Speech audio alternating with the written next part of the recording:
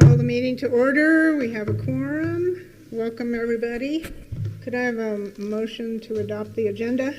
A motion?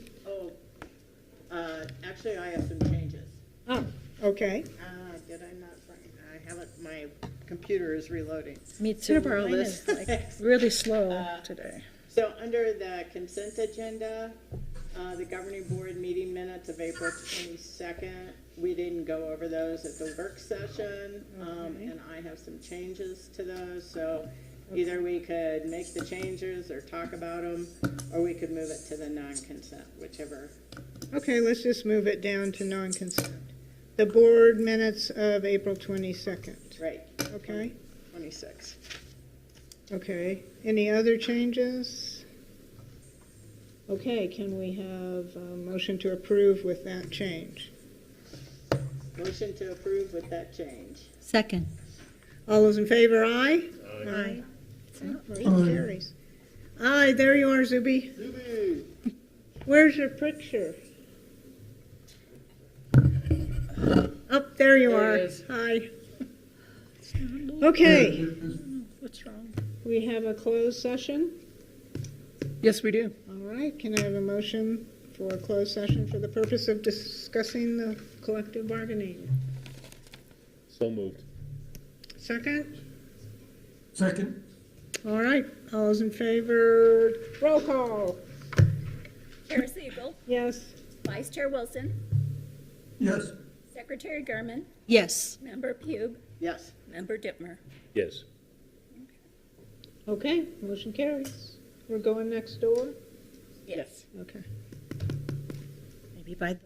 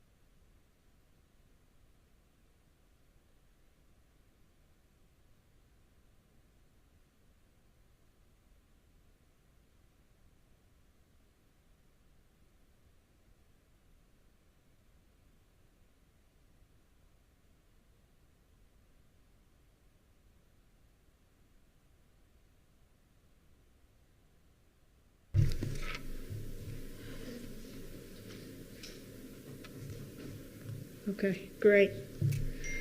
So can we have a motion to come out of closed session where we only discussed collective bargaining?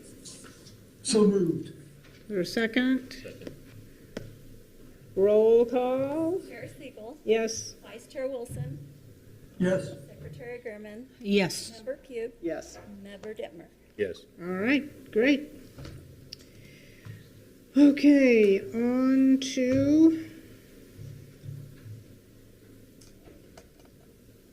the, so we need to go to the consent agenda. Approval of the consent agenda, which includes the governing board work session minutes, the higher education quarterly report, and Mosaica board member. Can we have a motion for that? I move to adopt the consent agenda. Second? Second. Weren't we taking the, We took the government. Yeah, we Okay, took those all right. out and transferred them down. Okay. all to right, the good. action Just making items. sure. Yeah. Okay, all those in favor, aye? Aye. Aye. Aye. Opposed? Motion carries, thank you. All right, we're on to the non-consent agenda. Action on items and We're gonna do this one first, okay. minutes. So that's the board minutes, Jody, that you have changes for. Yeah, so with those meeting minutes, April Which 22nd? one is it? April 22nd, 2026, which we didn't cover in the work session. I'm bringing it up. On page 9, I'm marking up my own. So in there, we discussed policies, and I just wanted a couple clarifications in there. Let's see. The first one, let's see. Under the second bullet, Member Pugh suggested a plan, timeline, and a consultant. It says the college may need a professional consultant, and I said the college does need a professional consultant. We've talked about this for 2 years and using a consultant. We've even talked to the consultants at ACCT about it. And then under, let's see, bullet So you one, wanna two, three, you wanna four. change that may to shall Does or will, need. or whatever, The college needs a professional Okay. consultant. okay. And then bullet, Excuse me, just so I understand, that was your opinion? That's what she said, Yes. yes.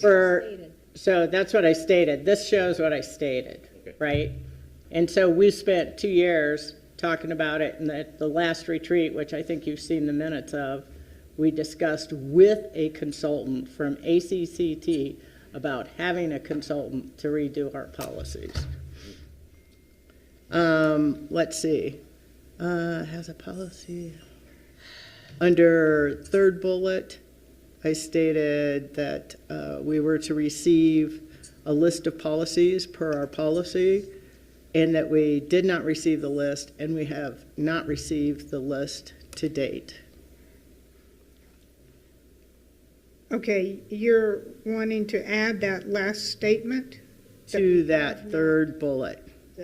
that you remember The board saying? did not receive a list, and we have not received a list to date per our policy. And then the fourth bullet, Dr. Rowley stated, we do not have any policies ready for review at this time. I actually remember that, and so this is a good place to clarify it. Dr. Rowley, you had said you had not had any policies at all come before you. Right. So that should read, Dr. Rowley states that no policies have been reviewed, have come before her or been reviewed at this time. Right. And so, I mean, that means, the other thing I said at that point was, that means it's been 9 months since we've reviewed a policy, Wow. since last September. So Audrey, you got those additions? Okay. And so please make sure you add that we have not reviewed a policy in the last 9 months. Okay, those were my changes to the policy conversation. Okay. All right, can we have a motion now to approve the minutes of April 22nd with those changes? Make a motion to approve the minutes of April 22nd with the changes I proposed. Is there a second? Second. Second. All those in favor, aye? Aye. Aye. Aye. Opposed? Motion carries. Okay, we're on to our non-consent financial statements, reports. Good afternoon. Chair Siegel, members of the board, President Raleigh. Hello. Yeah, now it's on. We have the financial reports in front of you for the month ended April 30th, 2026. And you'll see that just reading off of the bullet points, we have in our operating bank account at the end of April, 44.7 million. That's this April. In the prior year, we had 48.3. So that's decreased by a bit over 3.6 million.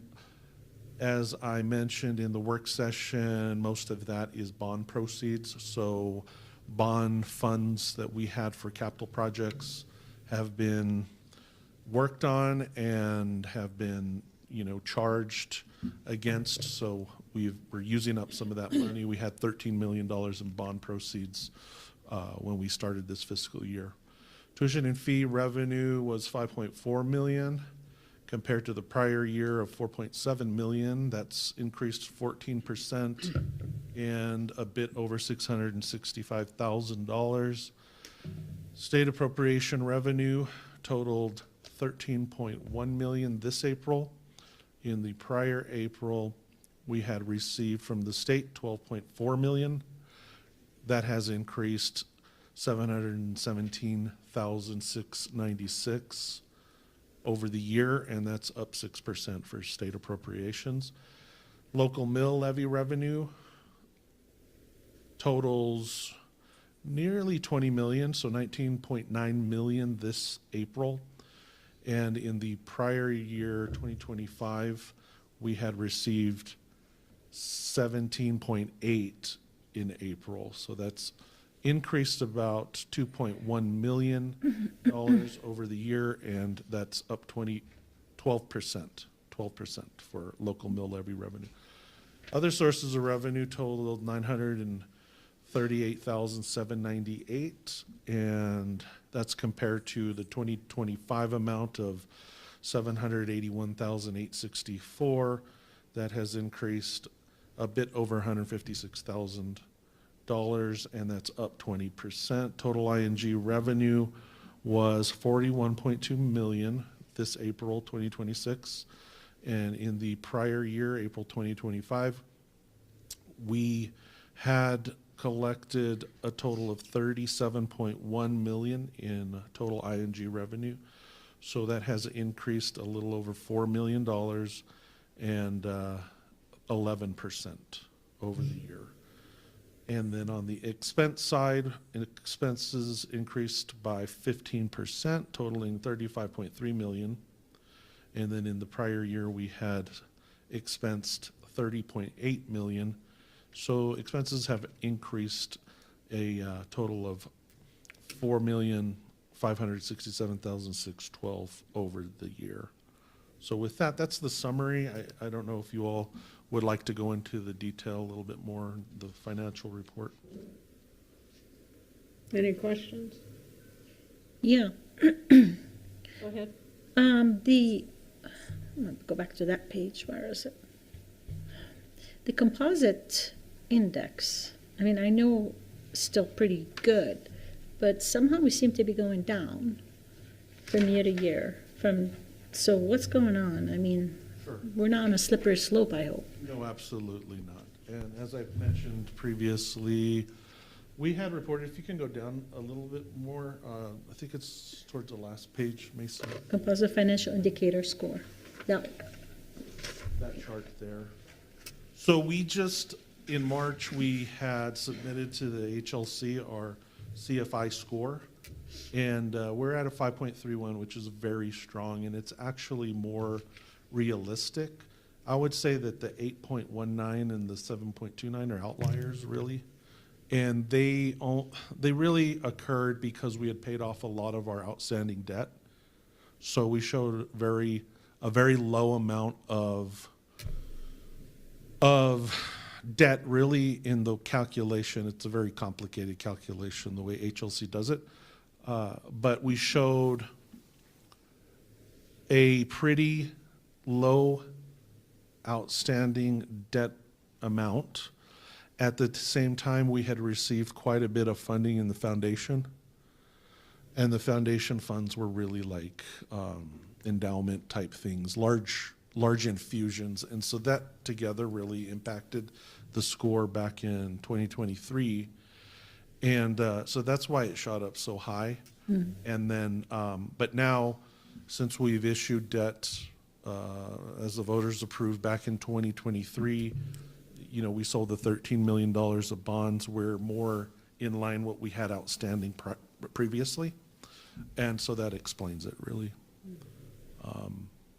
so it should get steady now, around 5? Yes, you know, if you look at at that, you know, the average of that line, you know, through what you see, you know, most of the years, it's right around.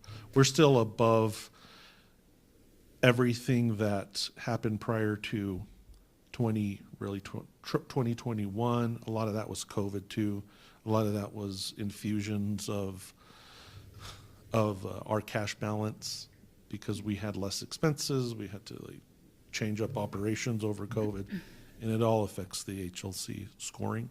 So now we're getting back to more of a normal sort of level of our financials. And 5 is really high. 8 is incredibly high.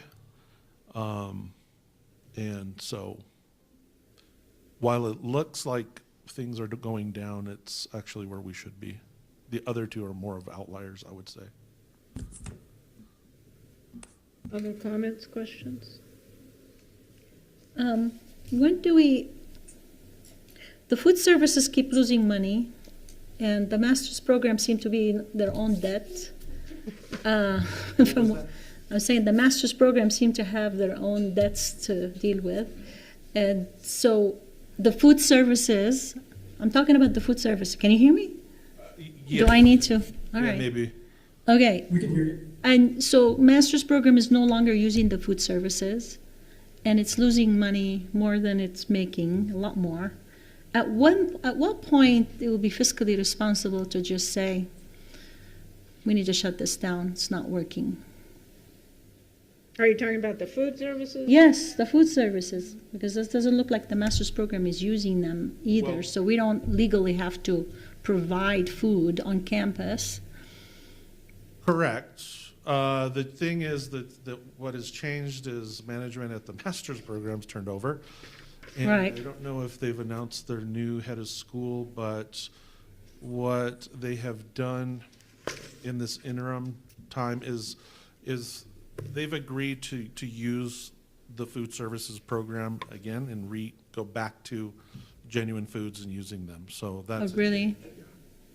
that's a change, and that happened after the previous leadership separated, I guess, with the master's program. So that's a change. So that revenue is going to come back in, and so Okay. that should make things a bit better.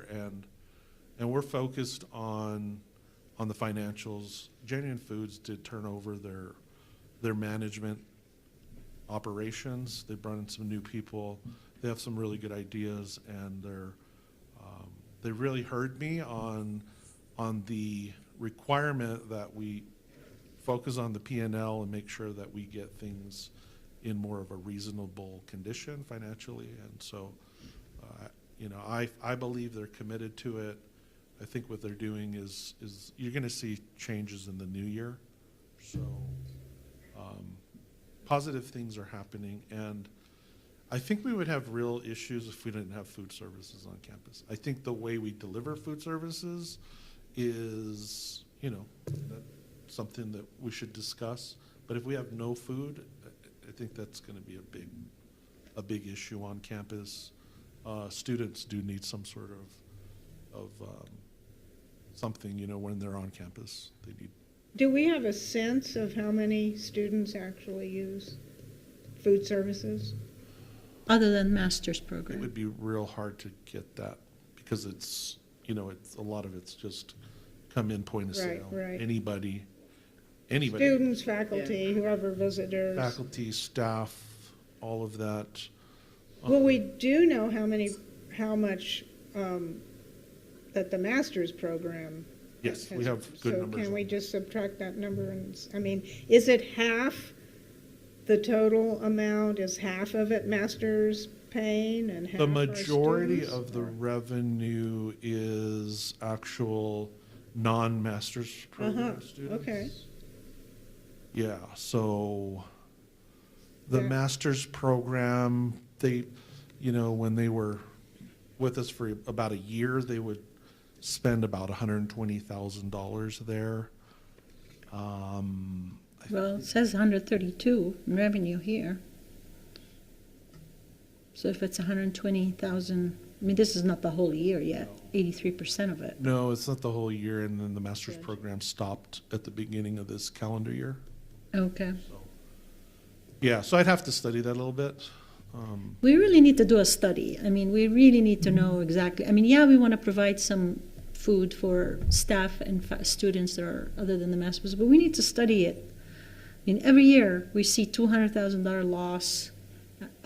We've always lost money with the bookstore, Yeah. with the food Yeah. And services. the And- bookstore And usually. the truth of the matter is, Chair Siegel and members, is that way back when everybody remembers back to the good old days, the bookstore, sort of pre-Amazon and that sort of thing, where everybody's getting their books online now, our bookstore brought in a lot of revenue. $1 million, close to maybe 2 million. Yeah.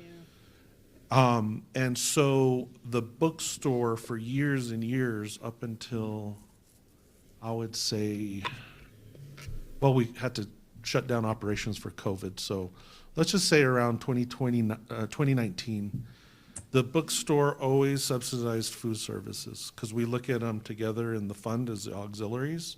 And so all of the revenue and net income from the bookstore supported food services. Food services could keep their prices way, way down when we ran it ourselves. But the revenue that food services on campus generated, it never, ever, ever covered the costs for staffing and expenses or any of that. The challenge that we're facing now is that students they have so many different options to go get books and things like that now that they don't use the bookstore at the same rates they have in the past. And so that revenue's really come way down. And so that money's not there to support food services.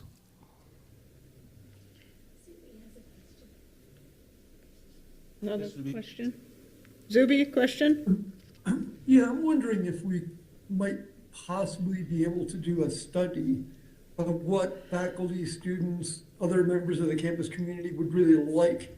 Because I believe that it may be difficult to not lose money. I don't think it's impossible on food service. But if we're losing money and we're not providing the campus with what they want at the same time, I think that's a problem. So I'm just wondering, obviously we'd have to wait until fall semester when people are around again. But I'd like to do some sort of a survey of ideal situation. What would there be there? What kind of hours? And I think creative, possibly even engaging our culinary program in looking at what kind of structures and formats they would see that might be able to be more successful. not necessarily that they would be running it, but what are they teaching their students about running culinary operations, and what kind of opportunities do they see? I mean, I look back and say like, wow, we don't, a lot, when the cafeteria isn't open and staffed, you really only have vending machines. But what if the vending machines were more like the automat or something like that, where it was good, fresh, we made sandwiches in a refrigerated vending machine? So I think there are opportunities, but I think we should look at trying to find out what the campus community would like in an ideal situation. And if we're going to lose money, let's at least try to accomplish that. Yeah, I think it's worth it, Chair Siegel and members. I think it's worth it. I will comment that we did that when we procured these services for food services on campus. We had a robust committee of, various people on campus that, we went through all of that, all of the sort of scope of services and the requests and all of that. And so we did put that into the contract. And so, we've done a lot of work with that. I think that maybe we need to review that sort of thing, get people together again and look at it. But we really do need to look at the program in terms of what will happen again when the master's program comes back on, and what that looks like with those revenues, because this year that wasn't a part of it, and it's made a big impact on things. And I would say that the master's program is going to need food services, and they're actually interested. Last time I spoke with them, they're interested in doing a national school lunch program for their students, which is really specific. There's some federal funding for it, and so that's what they're going to request, I believe, in their negotiations with the food service provider on campus. And those are real specific needs that they would have to have. So, yeah, it's complicated, but I think that when the master's program left, that kind of threw a wrench into all of it. But no, they left at the first of the year, of the calendar year. So the original budget was on the assumption that they would be part of the program? Exactly, yes. All right, so the difference between the $150,000 loss and the $375,000 loss, at least part of that is that change. Yes. So it's a large percentage of the anticipated revenues that we had planned on that just went away.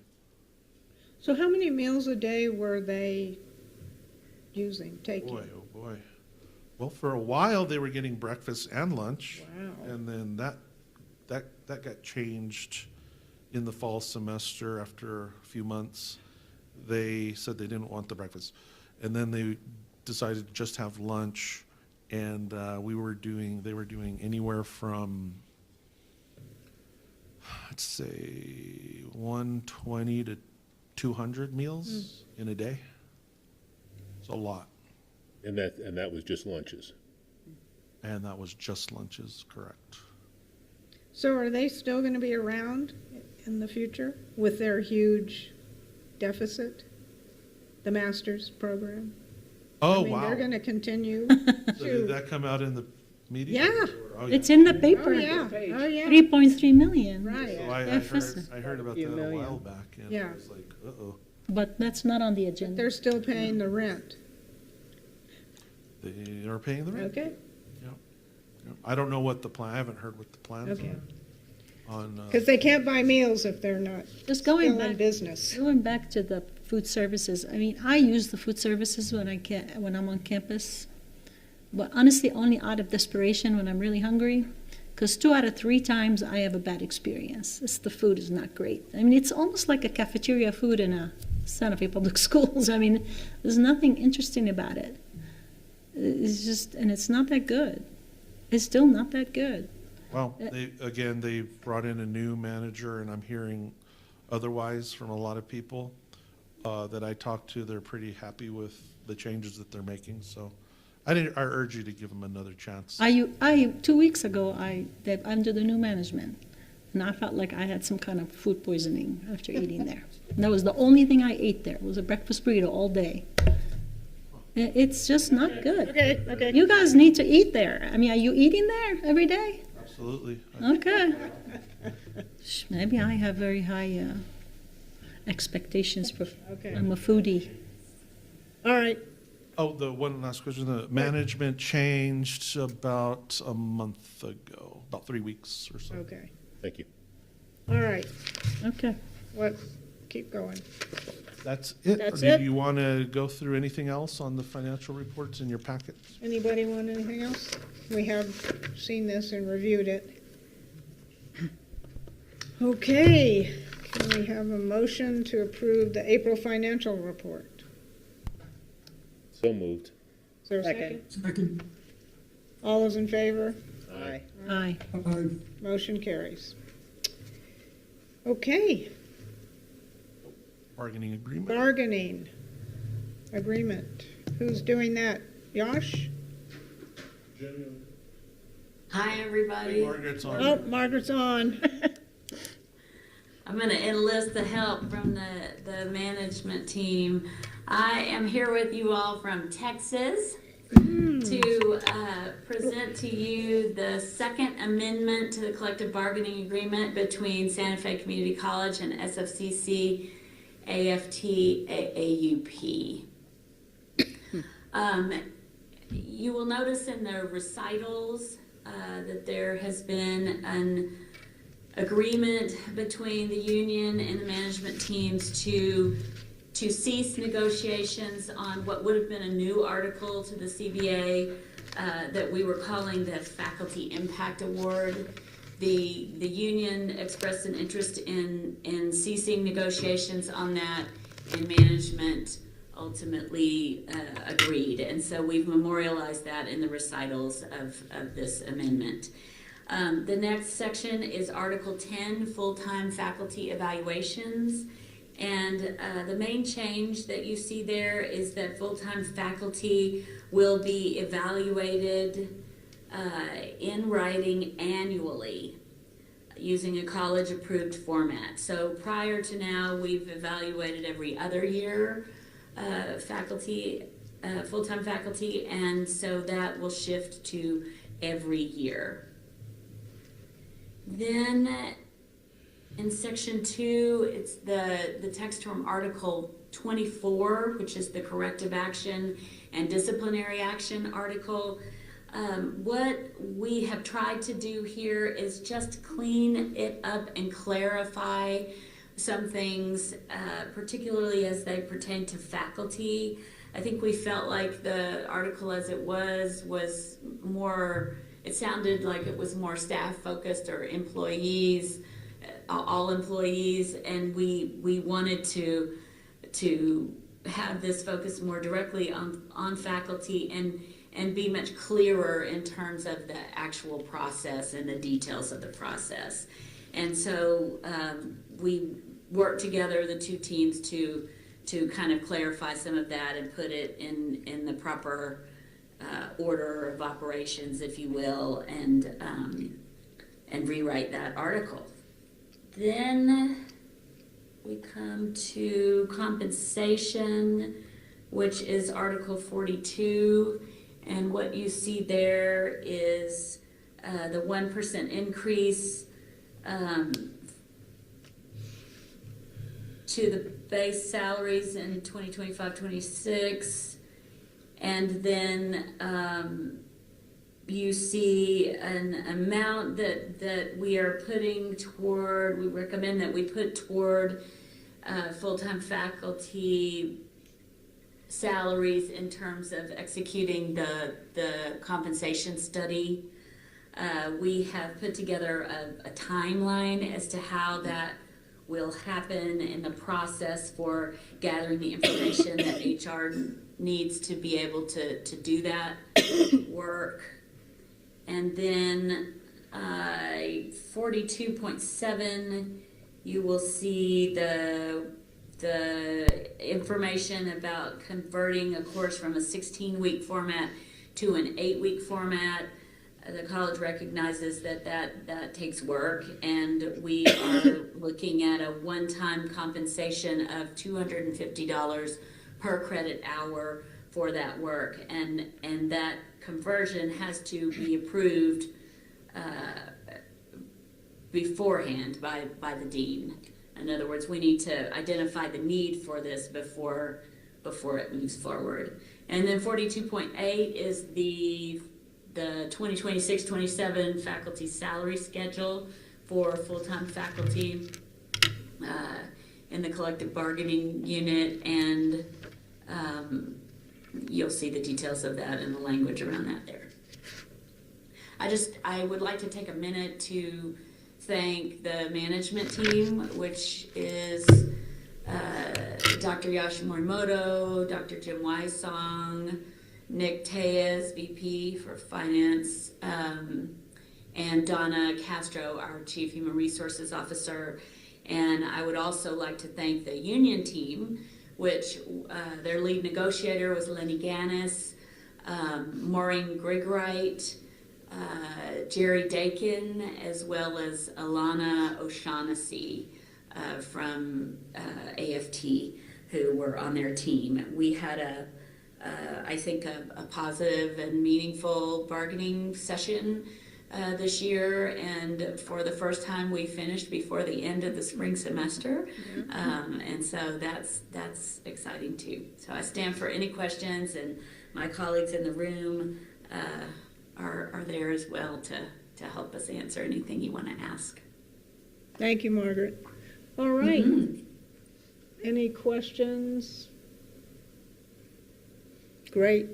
All right. Well, I just want to thank everyone and congratulations. As we mentioned earlier, first time we've actually completed a contract before the faculty left for the summer. So I think that's a huge accomplishment, and everyone deserves recognition.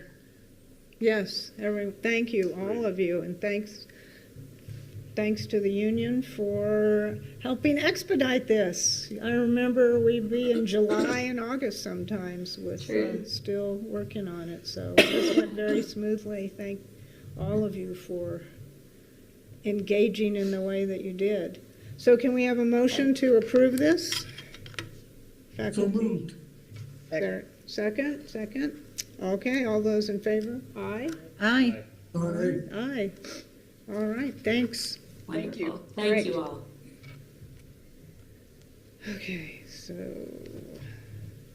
all right, we are on to information items.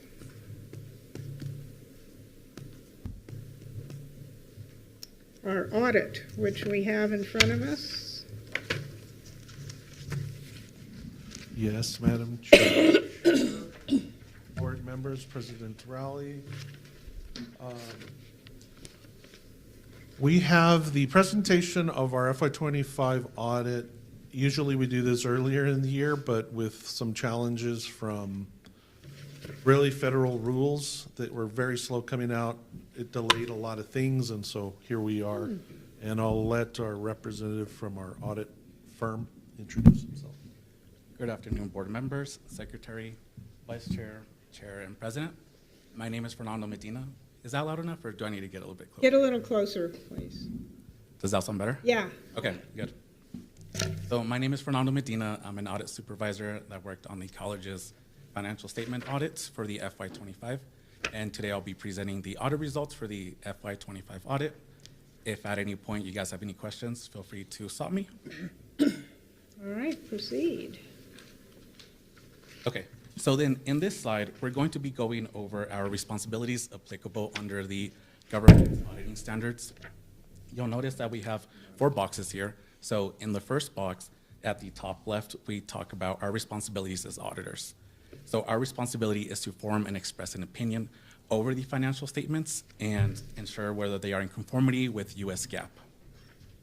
The second box at the top right talks about our audits and how our work is designed to obtain what we call reasonable assurance rather than absolute assurance.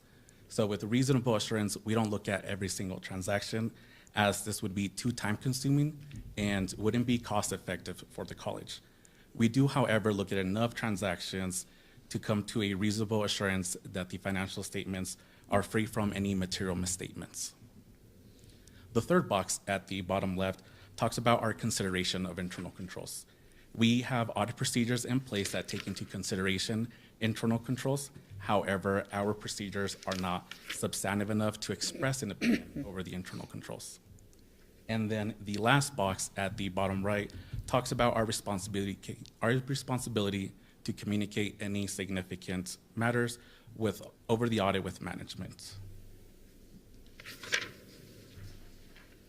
This next slide goes over our opinion on the financial statements. And as you can see, we're happy to let you know that the college received an unmodified opinion, or in other words, what we call a clean opinion. This is the best opinion that the college could have received and indicates that the college's financial statements are presented fairly in accordance with generally accepted accounting principles.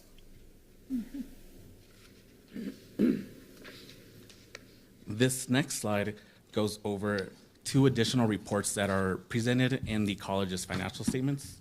As you can see, the 2 reports are the report on internal controls over financial reporting and on compliance and other matters. And the second report is the reports on compliance for each major federal program and internal controls over compliance required by the uniform guidance. So this first report on the left-hand side is the one mentioned earlier, in which our audit procedures take into the consideration for internal controls. However, they're not substantive enough for us to form an opinion. Based off our test work in the current year, there was one finding which we will be discussing towards the end of the presentation. The second report is the report over the major federal programs, or in other words, the single audit. Because the college did have more than $750,000 in federal expenditures, that triggered what we call a single audit. With a single audit, we have to test additional transactions, look at additional compliance requirements, and even with the expanded test work, there were no findings that resulted as of the single audit. This next slide goes over any difficulties encountered while performing the audit, and we're happy to let you know there were no difficulties encountered while performing the audit, and everything went pretty smoothly. Just on that, why this statement, the board should be informed of any significant difficulties encountered in dealing with management related to the audit? That's just a statement you produce? Yes, that's correct. Okay, that's just part of your format. Yeah. Okay. Yeah, there were no difficulties encountered. Let's see. So you're saying no difficulties were encountered? Correct. No difficulties encountered. Well, you didn't put that in here. Yeah, under matters to be communicated. Yeah, No difficulties encountered during audit. you need to say that. It says that in the next box. Oh, Yeah, okay, sorry. okay. That's just somehow I was reading this. No worries. And then this next slide goes over any significant audit adjustments that were noted as part of our audit procedures, and we're happy to let you know there were no significant audit adjustments that had to be posted on our side as part of our audit procedures. There were no material misstatements that we noted that needed to be corrected on our side.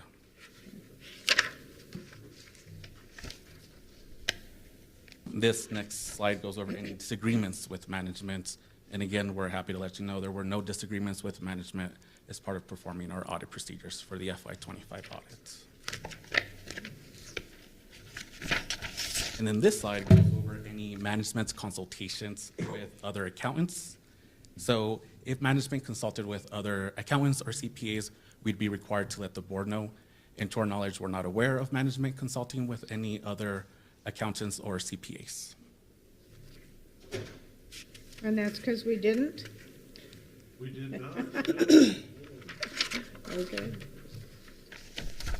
And then this slide right here goes over the current year findings. And as you can see, there was one finding in the current year. This was over travel and per diem, more specifically over tips that were reimbursed being greater than 20%, and one room rate that was greater than $215 not having the proper approvals. Can I ask a question on that? Of course, So, do we get reimbursed for tips? based off our test work, we did see there's reimbursement for the tips. On these specific transactions, the reimbursement was greater than the 20%. But do we get reimbursed for tips? Because we haven't been filing for that part. Yeah. We've been told we don't get reimbursed Yeah. for tips. Correct. Amy, who should come up to present the audit. She does she does all the work on this with her team. But yeah, so the board follows the board travel rules under our policies, and the employees have to follow the state requirements, so the state regulations and things like that. So that's where this is coming into play. There's a regulation on a tips cannot exceed 20%, and so that has to do with this. That's a So state that's for regulation. employees. Correct. So that tips greater than 20% doesn't reflect anything the board has done. No. And the board cannot submit for tips. Yes or no? No, I'd have to go look at the policy, but is that what you're finding? You know, that would be nice, because Audrey is left in the position of always trying to do our travel. And so it'd be nice if we had clarifications, that we knew what to give Audrey and Audrey knew what to submit for our travel. Yes, so could you clarify that? Can the Sure. board submit tips or not? Yes Yes, or no? we'll look into it, and then, I mean, it's a board policy, so. It's a board policy The what? board's policies for travel is under the board section, so you'd have to determine that on your own. This is not something we follow whatever state law says? Correct. The board is separate. Even though we follow per diem for state law? Yeah. I think the per diem is, we're gonna go down a rabbit hole.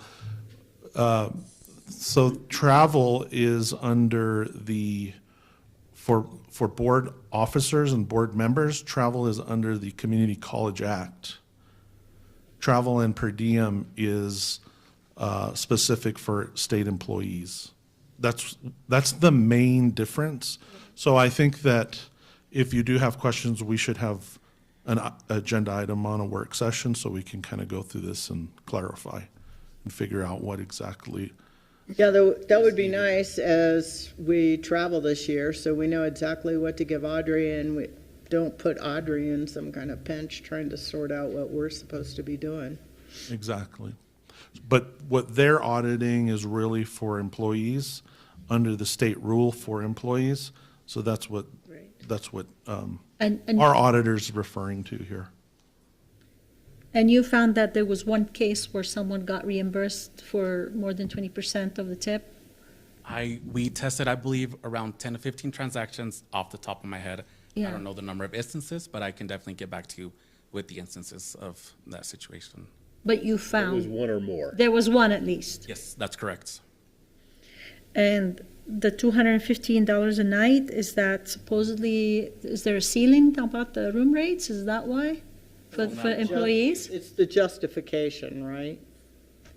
There were additional approvals that were missing for that one. Oh, I So see. it's not like it wasn't not approved, but there were additional ones based off of the dollar thresholds that we did not see. And that one I do know off the top of my head was just one instance.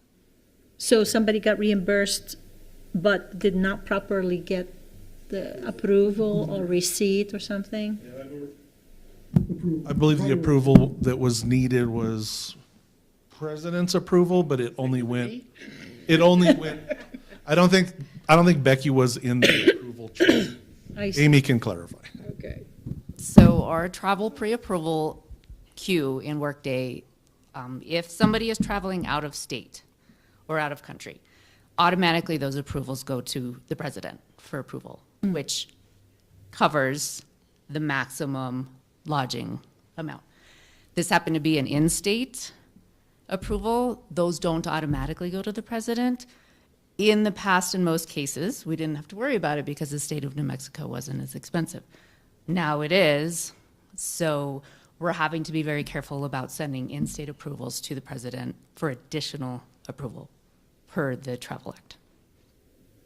So there's a ceiling for in-state There's a ceiling for lodging in general. lodging? It doesn't Oh, matter in-state really? or out-of-state, it's a $215 lodging amount, maximum. max per night. In statute, Yes. In In the regulations. regulations? state auditor. In the NMAC, Okay. For out of state, that's the ceiling, 215? Any matter what travel, state Madam you're Chair? in. Out of any Gee, travel out of state needs the president's low. approval. So you can exceed the amount with the president's approval. And that was the That's piece correct. that was missing, the documentation of the president's approval. Correct. Okay. Okay, Any other questions? On that? next. Okay, keep going.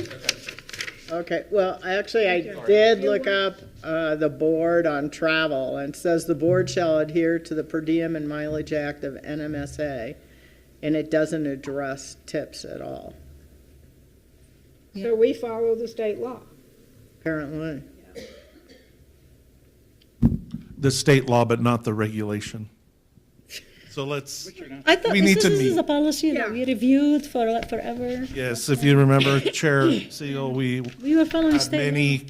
many meetings on this because it's very confusing. And what is very confusing about it is the provision in the Community College Act where it talks about board members and travel. Yeah.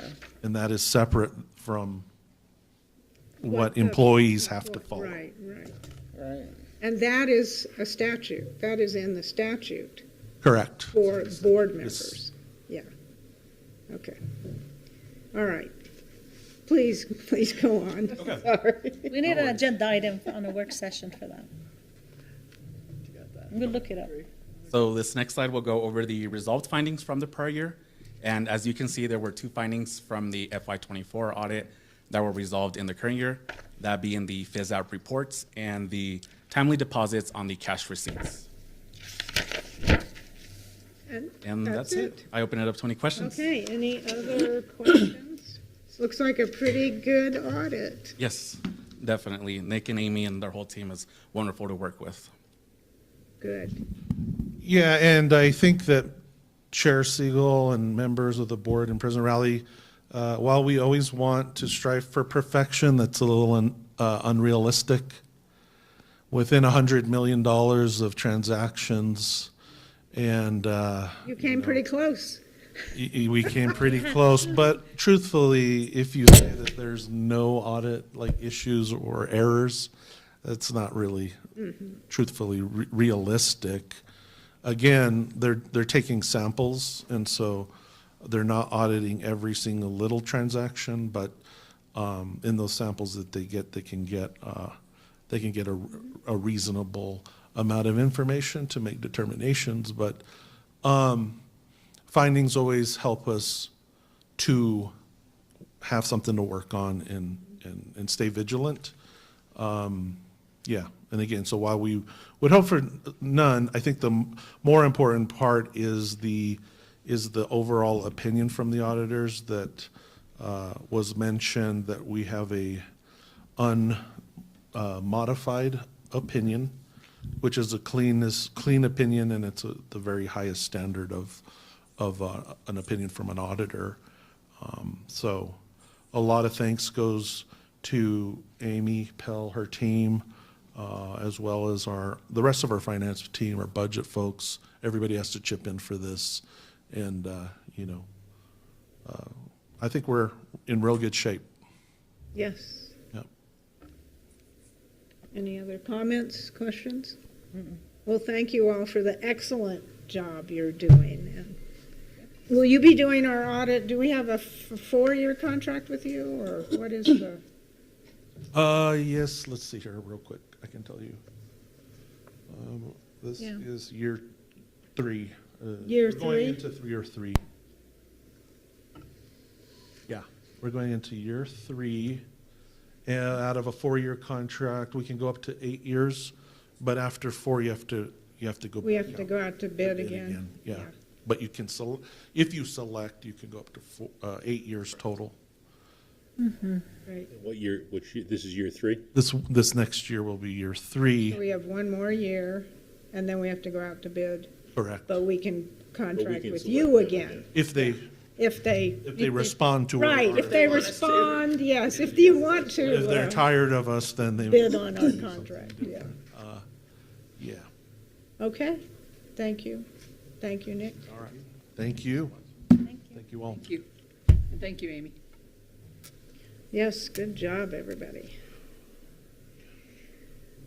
Okay, board policy. Yosh.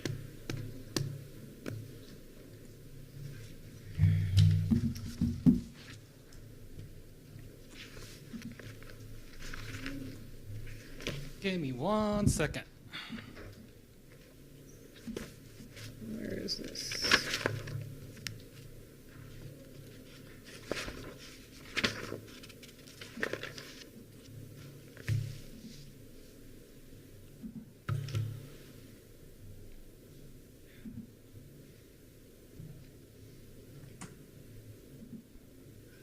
All right, I am joining the meeting right now, which always takes a little bit. There I am. And I'm going to share my screen. So you do your own? Yeah, that way I Projection? could not ask somebody else to click a next slide. Slideshow. So this is different from what, different file now? Yeah, we don't have this. You just There might be changed? one additional slides in there, Here. but mostly it's the same. This is You where have we it. are, yeah. This is, Oh, I just saw a different slide. There's one additional slide in there for reference. Okay. Yeah. So here is for the SFC's policy, board policy discussion. I've asked to do some review of our existing policy structures, look at what other policy structures looks like across New Mexico, as well as some of the information we checked about how we've done this in the past. Just so you know, I have my colleague Laura White with me because she did a lot of the Lions work for doing some review of both our own internal policies, but also other schools, so big thanks to her. So the first off, there was some question earlier about how many policies we have and how are we compared to everybody else. And so as you could see, we did a poll. I sent an email out to the Association for New Mexico Independent Community Colleges and said, hey, how many board policies do you have? And you can see, so it ranges anywhere from 6 to 50 in terms, 117. Depending on the institutions, we are definitely on the higher end. On average, most institutions, probably around 50. In some cases, CNM, which is the largest institution in the state, has 14. So that's sort of an interesting point. The other items that we had some conversation I've heard was like our policies have procedures. So we took the liberty of looking at policies that all community colleges should have in theory. And that's about student code of conduct in most cases. Well, we thought all schools should have it, but it turns out there's 3 schools who just have that in their administrative procedures, not in policy. And so Clovis, CNM, and Luna has 0, whereas most other schools have less than 300, 400. Mason-Land and SFCC is a outlier there. So you're saying we have 2,100 policies on 21, the student code of contact? What? Madam Chair, thanks for that question. It's actually 2,100 words. Words. Because the question was, Yeah, only I'm do we like, have how many is that? policies, Okay. but how many words? So our policies in general, what this shows is that not only do we have more policies than anybody else, We have but we longer have one? more details than anybody else, Okay. right? So that's what that is. Okay. Now, thank you for asking that because I'm sure other people thought the same thing. So thank you. Well, I was about to ask you, like, if CNM has only 14, how many sub-bullets do they have in their policies? It's surprisingly short, and I'm happy to show that as well. Okay. So then there was a question about, well, wasn't there a board committee back in the day who did reviews, and we went through every single board minutes. And so big thanks to Audrey and anybody who was sitting in that chair before her, because we reviewed every single policy minutes until 2018 and found when that group was formed. And so back in the day, there was 2 board members, Board Member Gamble and Board Member Sullivan, who was on the board at the time, who led and review of the policy and everything in Section 1. Neither one of them were board chair at that time. I think Board Gamble might have been a secretary. Laura, do you remember the detail there? Gamble was the chair, wasn't he? He might have been a chair at that time. Not in 18. 2018, so, No. Laura? In 20, it was Sullivan. Yeah, I apologize. I noted when both of them ended their board term, but I did not note what seat they held at what year. I apologize. Yeah, but Okay. my recollection, and I could be wrong, Was one of them might have been chair then, and another one might have been a non-officer board member. It would have been Sullivan if he was in chair, because I 19. came in 20, and it was Sullivan and George was Okay. vice chair. Did you say he died in 2018? No, no, I came in Oh, okay. 2020, and it was Sullivan. So at that time, yes. So why did you do that? Like just for section 1? For section 1, because there was a question about when did we do a comprehensive policy review of section 1. At least that's what I recall, and so that's what I asked. Yeah, I don't recall that question, but I will point out some of those, like 2018 and all of those are like conflict of interest, code of conduct, or conflict of interest. Let's see if I have them here. But they're things that we don't change normally. They had no changes, right? Governing board evaluation stuff. Some of them actually had minor changes at that point. Some had minor, but they're ones that don't have a lot of change typically. Well, we're happy to provide you later with a much more detailed list because Laura did go through every single one of the minutes. But you're right, it's not extensive. Yeah, it's not It's not like the procedures that need extensive change, right? I don't understand why you had to go to the minutes. I mean, the question I was asking last time was not just about section 1. The question was about all the policies. If they have a date that's more than 10 years old, does that mean they've been reviewed and there were no changes, so the date did not change, or they really haven't been reviewed for 10 years or more? In some cases, it's been reviewed by the policy owner and then deemed that it's not needed for update. One way or another, I think if this is not useful to you, then we could just move on. The process, I'm just thinking that the process is that if we review something and it doesn't need changes, then maybe need to be a footnote that, okay, we've looked at it. And Yeah, no, I think that's fair. So let me keep going then, and then perhaps we Yeah, have go further ahead. discussion. if you don't want to keep going, you don't have to, you know. Yeah, I mean, I don't know why you had to suggest that. Suggest what? What? He just suggested if this is not useful, then No, no, You can- I don't think you were talking about this whole process No, not I was being talking useful. about You were the just talking particular about the, slide. yeah. Okay, let's move on. yeah. So here is a quick review of what's policy and what's procedure. Policy in general is a rule or expectation set by the board.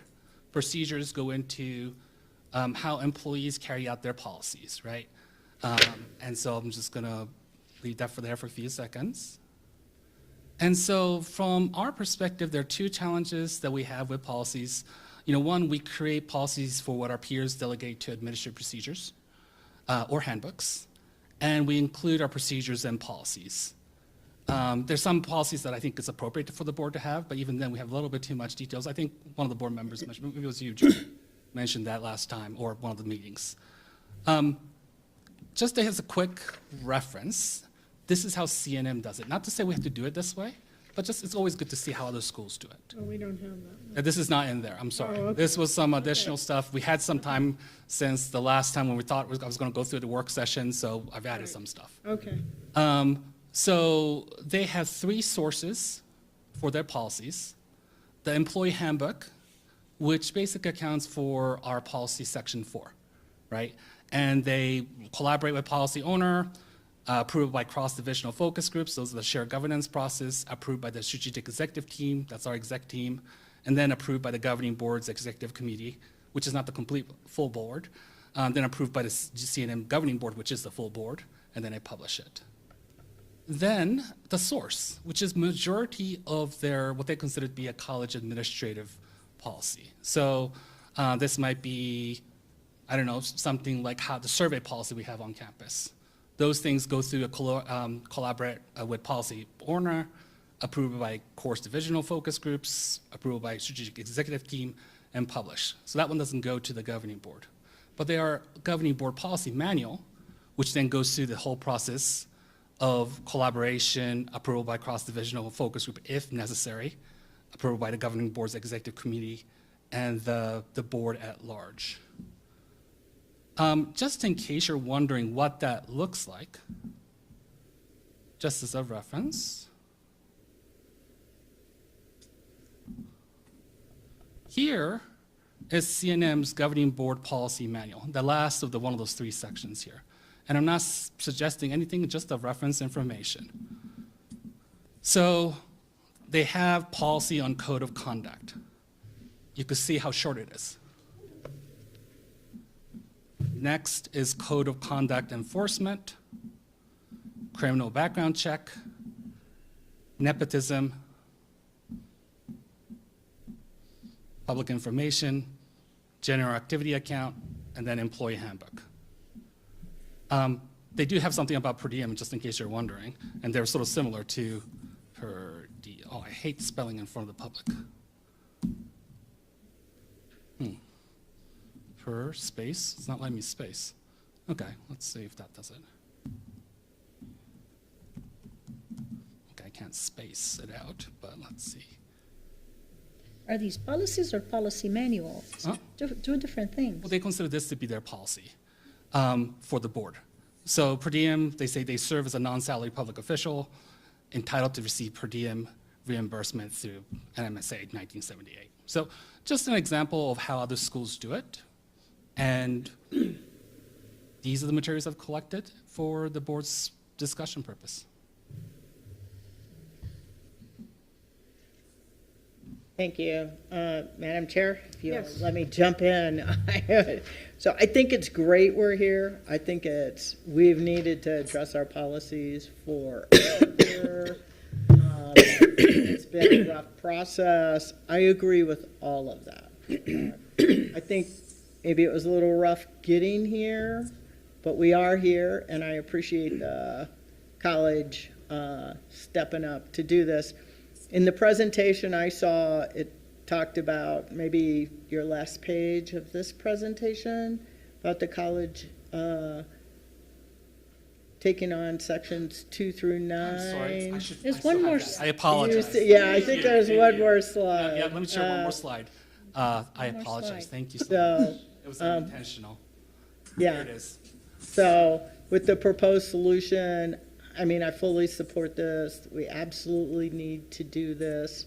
I'm glad we're here. I'm sorry, I thought we were going to have an easier glide path to this after talking about it for 2 years. So I apologize that it's been so rough. But since we're here, and it's all good, so I think the board fully supports this. I think it's good to move forward. Definitely, I support the college moving forward with sections 2 through 9. And so I guess what I'd like to do, Madam Chair, is actually propose a motion for the board that for section 1, that we actually, the board's policies, that the board hire a consultant and we tackle section 1, hire a consultant to help us advise and assist with the updating and revising of that section with the 2 board members that you talked about on the ad hoc committee, and support from the college with your ad hoc or advisory and policy subcommittee.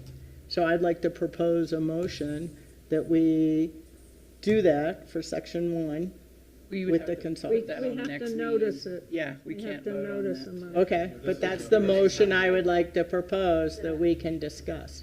I'm not clear. You want a consultant for section 1, but If they want a Section consultant 2 for through 9? section 2 through 9, absolutely, I would support that. But, and they have said there, ask a consultant to assist in the process in gathering input. So I said fully support what your solution is, but I'm also proposing in a motion that we get a consultant for section 1, and that we have our 2 people from the board that are on that work through it in conjunction with the college, working through sections 2 through 9. We would So do we have this too, so we do 1 and 2 through 9. well, the college is responsible for 2 through 9. We don't really get involved in that. And so, but it has to flow out of section 1, so section 1 has to be done at the same time. Section 1 sets the framework. Section Right. 1 sets the framework. Exactly. Right, and so with a consultant, we can benchmark other colleges,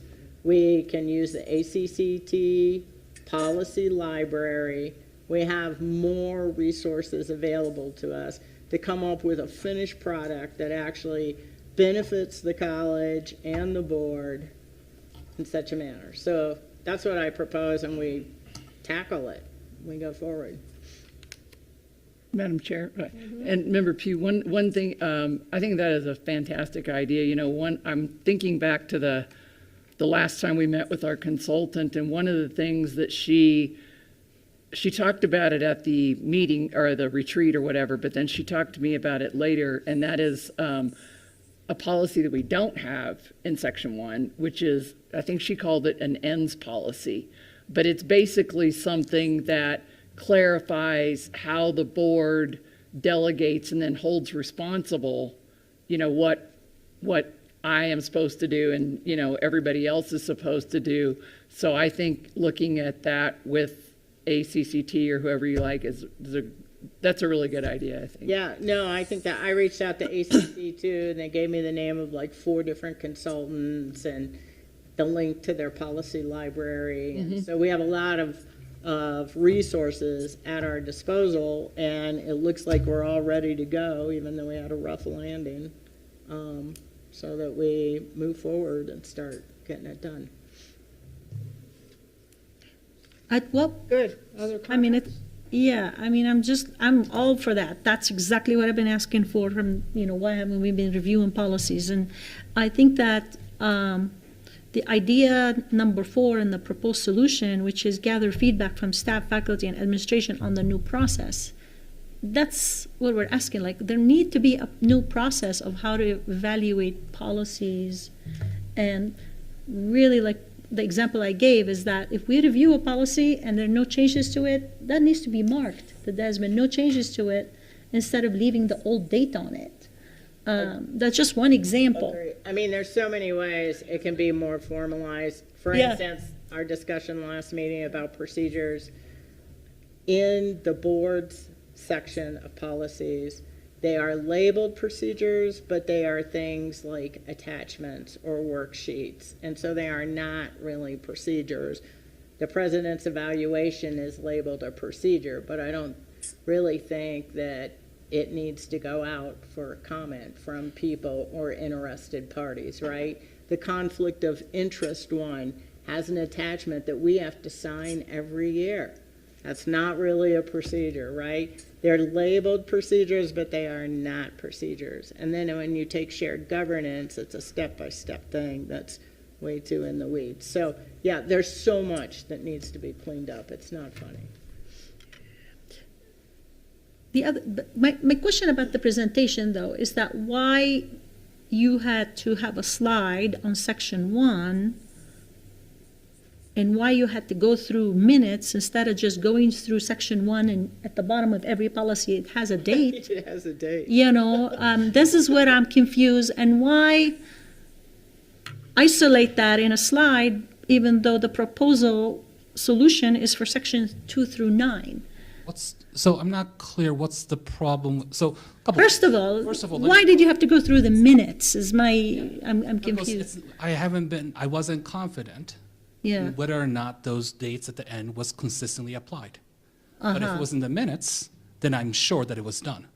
So I wanted to make sure that there wasn't some slip up where at the end of the website that those things was listed, but it wasn't actually true. So that's the reason. So did you find that they're the same, or did you find discrepancy? Laura, did you remember if we found any discrepancies there? I did not find any discrepancies. I just double-checked the dates. As he said, I wanted to be sure. I found a couple of times where things were on the agenda and, you know, as happens, there wasn't time to get to them and they were moved to the next time. Just to confirm that, as he said, the dates at the end of the policy were correct. Yeah. Okay. So all those dates are correct. Yeah, the one you see on that slide is correct, yeah. Yeah, that's good. Okay. And then my another question is like, okay, so what, you put the light on Section 1, but then the proposed solution for board consideration is board committee identifies which policies under Section 2 through 9 should be moved to administrative. So I'm not seeing the connection. Okay, it's just a foundational information, just an FYI. There's two separate things. Section 1 and then section 2 through 9. Yeah. Right, And Jody's. But are we planning on reviewing all the sections from We're one? doing all of them. Section 1 belongs to the board. I mean, Right.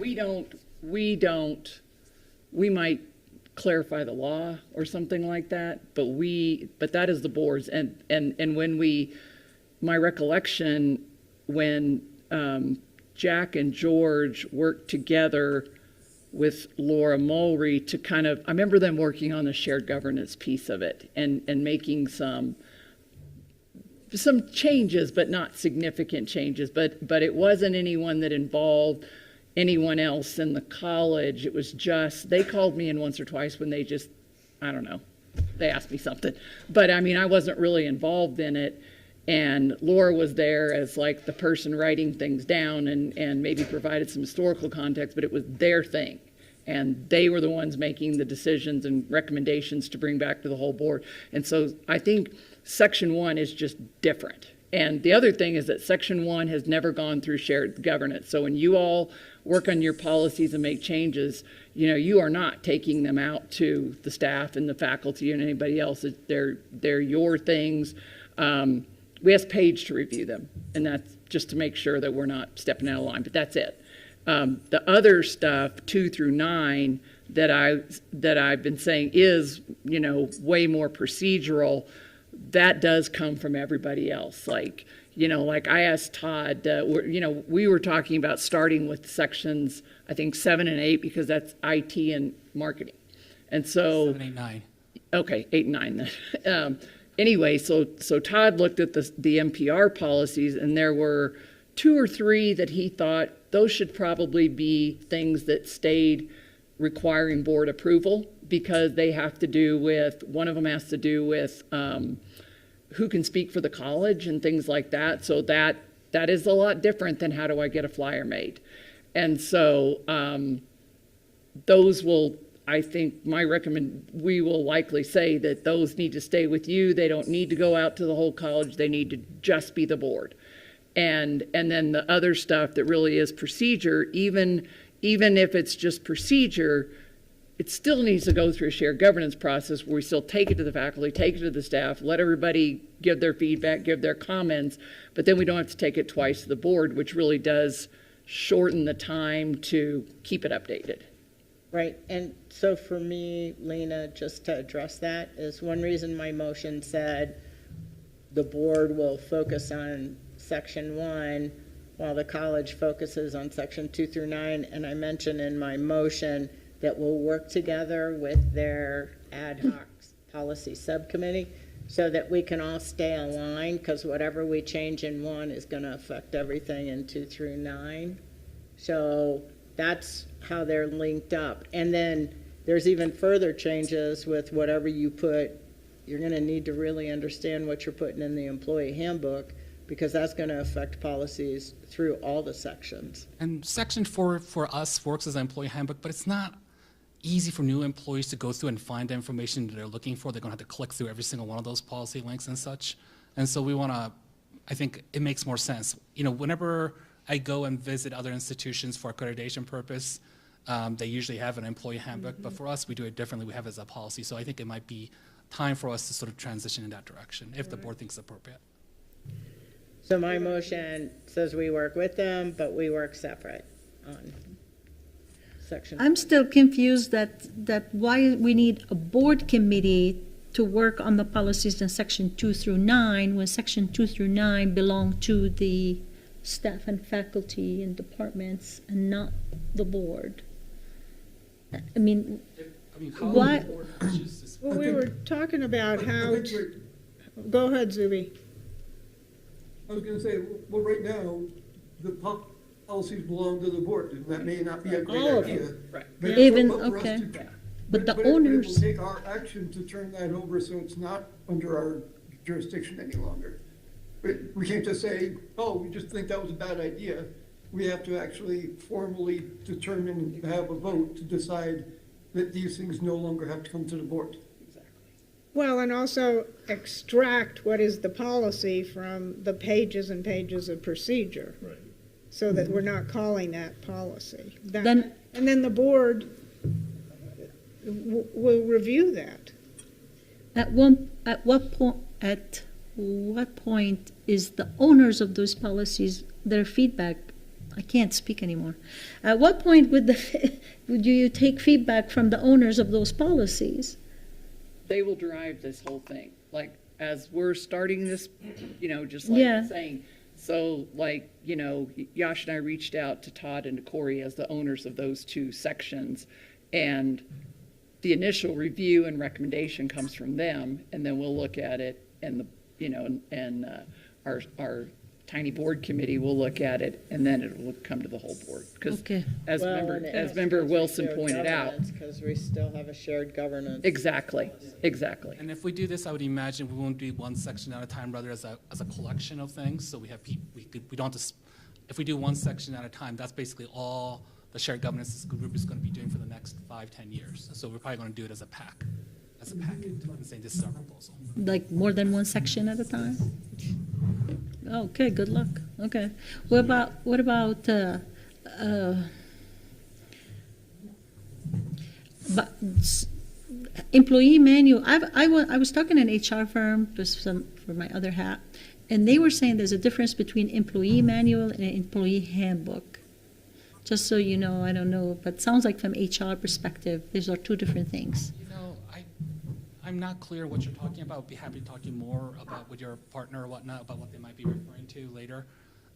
But from my conversation with Donna, our Chief Human Resource Officer, she thinks we should just have one employee handbook. Okay. Howard, did you have something? Well, we have an outstanding motion, right? I mean, there's a We motion. can't do a motion cannot. because we have to notice it. So Okay. that'll be at the next board meeting. We're just having discussions right now. Okay. Yeah. Well, Yeah, we're having a Idea. discussion with the motion on the table. Jody had said. Yeah, yeah. I was trying to She understand. wanted to do a motion, but Okay, I get it. No, I wanted the discussion, Yeah. but I want the motion out there so we take an action after we do the discussion. so we can put that on the agenda for the Next next time. board meeting. So we have an agreement to put that motion Yes, on the agenda yes, for next yes, week. yes. Got it. Do we need some kind of deadline or timeline with the motion, or no? Meaning, Like, how long is this whole process going to take? so my experience with policies at institutions is it's a multi-year endeavor. To really wrap it all up and have it all tied up pretty with a bow and done, you got an employee handbook, you got policies, you got procedures. It's a big endeavor. Yeah. Well, I mean, I guess I would suggest that, assuming that we do have the motion at the next meeting and we approve it, and that the group goes off to work on section 1, that we establish a schedule. Once we have chosen a consultant, and we know what the process is, that we then establish a schedule for completion. And when we choose a consultant, they can give us a proposal that has benchmarking, resources we can use, a schedule, absolutely. Yeah. I'm 100% with you. So it would be unfair to establish a schedule now Right, until we go through that process. Yeah, agreed. yes. I just wanted to hear the statement that it might be a multi-year process. It might be. I mean, I remember working on one policy in section 1, and it took 6-7 I would months. expect that section 1 would not be a multi-year process. Yeah. So any of these that have 2018 on them that were on his list, those will probably be done in 1 week. They're all the conduct, their conflict of interest, code of conduct, board evaluation, president's evaluation. They're all ones that we haven't really changed, but very little for years and years and years. So- Motherhood and apple pie. Yeah, but there are a few on there that will take us a while. Okay. Thank you, Yosh. Thank you. I'm glad we're moving on with this. Okay, who's doing the Art Academy? Dr. Wysong.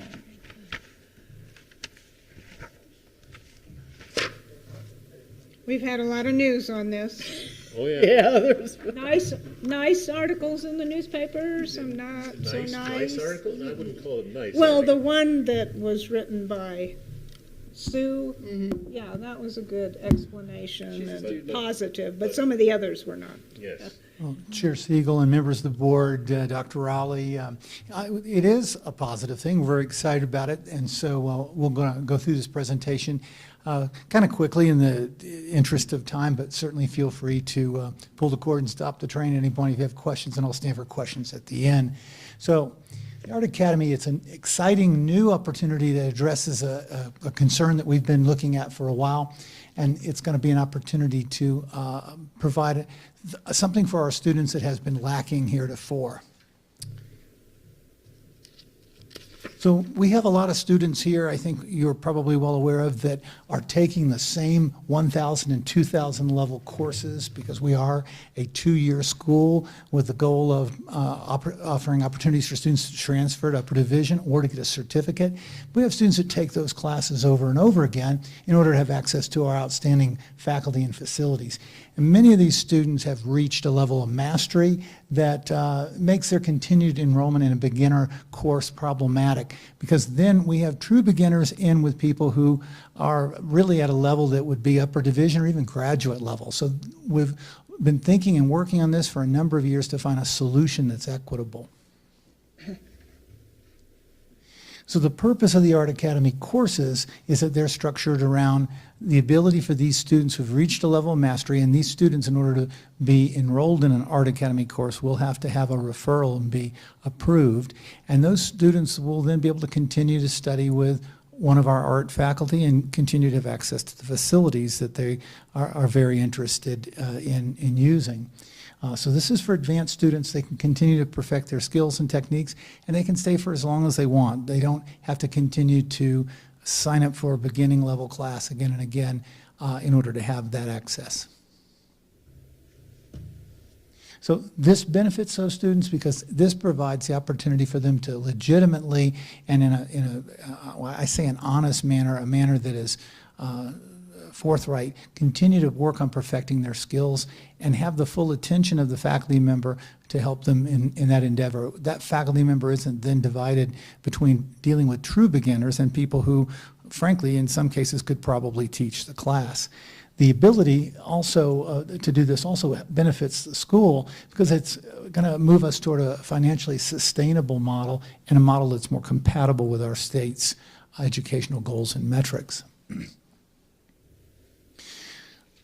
So why are we modifying course schedules? And this is one of the first things that I think created some consternation and alarm when students looked and did not see the courses they were used to seeing term over term, year after year on the schedule, or if not on the schedule, then not in the same time block. So we have to obviously be cognizant of serving a variety of needs, and with the increasing priority placed on providing opportunities for students to earn a degree or certificate, what we're trying to do is to make sure that that's able to be done as efficiently as possible. So part of an overall college initiative that I think you all are aware of is we have a goal that is strategic scheduling, a scheduling that utilizes our scheduling software and utilizes an approach to make sure that we're getting the greatest amount of return on the investment of our resources. We also, as part of this, are using program maps that have been developed now for all the programs, both degree and certificate programs, to assure that the classes students need to get that degree or that certificate are offered. They're offered in a sequence that allows a student to progress and in a timely fashion attain those goals. So in order to make that happen, we have to look at modifying the schedule so that we don't have classes sitting on top of one another. We don't have classes offered out of sequence. And since some students take these classes as electives, even if their program isn't art, we want to make sure that the courses are not going to conflict with the general education and other programs that other students might be enrolled in. A big question is, what does this mean for courses? Will some be removed from the schedule? Well, the answer to that is that yes, courses that are not part of a program, either as required courses or as recommended electives, may be archived or moved to the Art Academy. One of the things we did when we analyzed our course offerings is we found that with the course program maps, we did have a number of courses that were not part of a program that led to a degree or certificate. And you might say, well, then does that make them electives? Well, it does, but in some cases, they're not even among the preferred or recommended electives. So these courses were kind of existing in their own little realm. And that's fine if there's an interest in people taking these courses for their own purposes. But we need to move them into this academy model so that they can remain available, not be removed permanently or archived, and then make it possible for efficient delivery of those courses that do lead to a degree or certificate. So the Legislative Finance Committee, as you all know, has various metrics and measures that they use to determine the efficacy and success of our institutions. And their focus has increasingly been on degree and certificate production, and particularly degree and certificate production that leads to greater economic opportunities for our residents. And so this we have to be cognizant of. This is the report card we get as an institution. So again, I want to really emphasize, and I think that there's been some alarm, and unfortunately that alarm in some cases has come from folks who had not attended open forums and other opportunities to learn about this. There's been some alarm that this is going to dramatically reconfigure or restructure our art program or deprive them of courses that they want to take. Well, we're obviously very cognizant of, and we have a great appreciation that there's a lot of different interests that our students have in why they're taking art classes. But we have to also know that we have these priorities that have been placed before us by the legislature, and that we have to operate and be good stewards of our resources. So we hope to be able to continue to offer these courses that students want for years to come by making our program more sustainable. Another question that's come up is, what does this mean for the application of the New Mexico Senior Citizen Tuition discount? So that senior citizen tuition discount, if you read the statute, really is a great opportunity to offer a discounted rate for seniors. But when you read it carefully, you see that that is for courses that have seats available. I often use the analogy, seats on the ship as it's leaving the dock. In the actual reading of that statute, you will find that enrollments with the tuition discount do not or are not allowed to count toward what we call the make number, whether there's enough student enrollment for that course to run. And they also don't count in some other ways with regard to our institutional performance metrics. So we continue to honor this. We will continue to honor this. But we do have to be aware of the fact that it has ramifications as well when we look at how our institution is being evaluated. So will Art Academy courses be able to have this tuition discount applied? Well, the answer is no. This is the case as well for continuing education courses.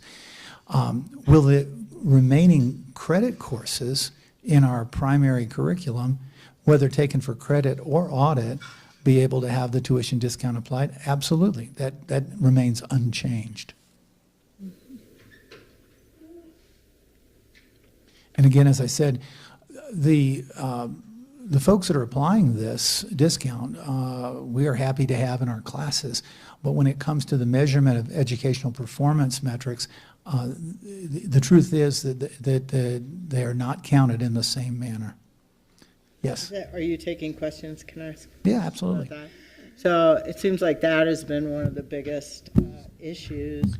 When you said that senior citizens who are utilizing this Reduced Tuition Act can apply for these, is it on a first-come, first-served basis? Like, do you do a list, and then if you have seats, I mean, how is this being communicated to them? And Member Pugh, that's an interesting question. I think when you take a look at how the statute is written, as I mentioned a minute ago, the intent was to utilize those empty seats and not have that ship leave the dock without everybody on board. If you look at how UNM, for instance, applies this, the tuition waiver isn't able to be applied until the first day of class, if seats are available on a space available basis. And any attempt to wait list prior to the first day of class or register and then change your status disqualifies you from using the waiver. The way our system is set up here, students, especially if they have enough credits, can sign up and use the waiver during preferred registration. And in some of our classes, when we were analyzing the classes and the enrollment patterns, in some of our classes we found that the majority, and in one class, the entirety of the students who had registered were using the waiver on day one, and in effect excluding the students who may have needed that class for their degree or certificate program, and students who had not taken it previously, where again, one of the things that we used when we were identifying sections to move to this academy was what the number of repeats was. And we found that in some classes, the majority of the students had repeated not once or twice, but many, many times. So that tells us that those students want to take that class, they want to continue to have that access, but that class may not necessarily be one that we wanted to continue to keep on our credit side program. Okay. So one of the exciting things about the ability to have classes on the Art Academy is that since it is living under Mosaica and is being managed in the sense of registration, fee collection through the mechanism that we have for continuing education, it frees us from some of the things that we have to deal with credit side classes. Now that means that instructors are not held to our same requirements in terms of the assessment and some of the other things, which the instructors find for these kinds of classes, they find that to be an advantage. It also means that we have more flexibility in how the course is offered, more flexibility in the level it's taught. In essence, it lets us teach upper division and graduate type courses here at a two-year school to serve the needs of this community that does not have that capability otherwise.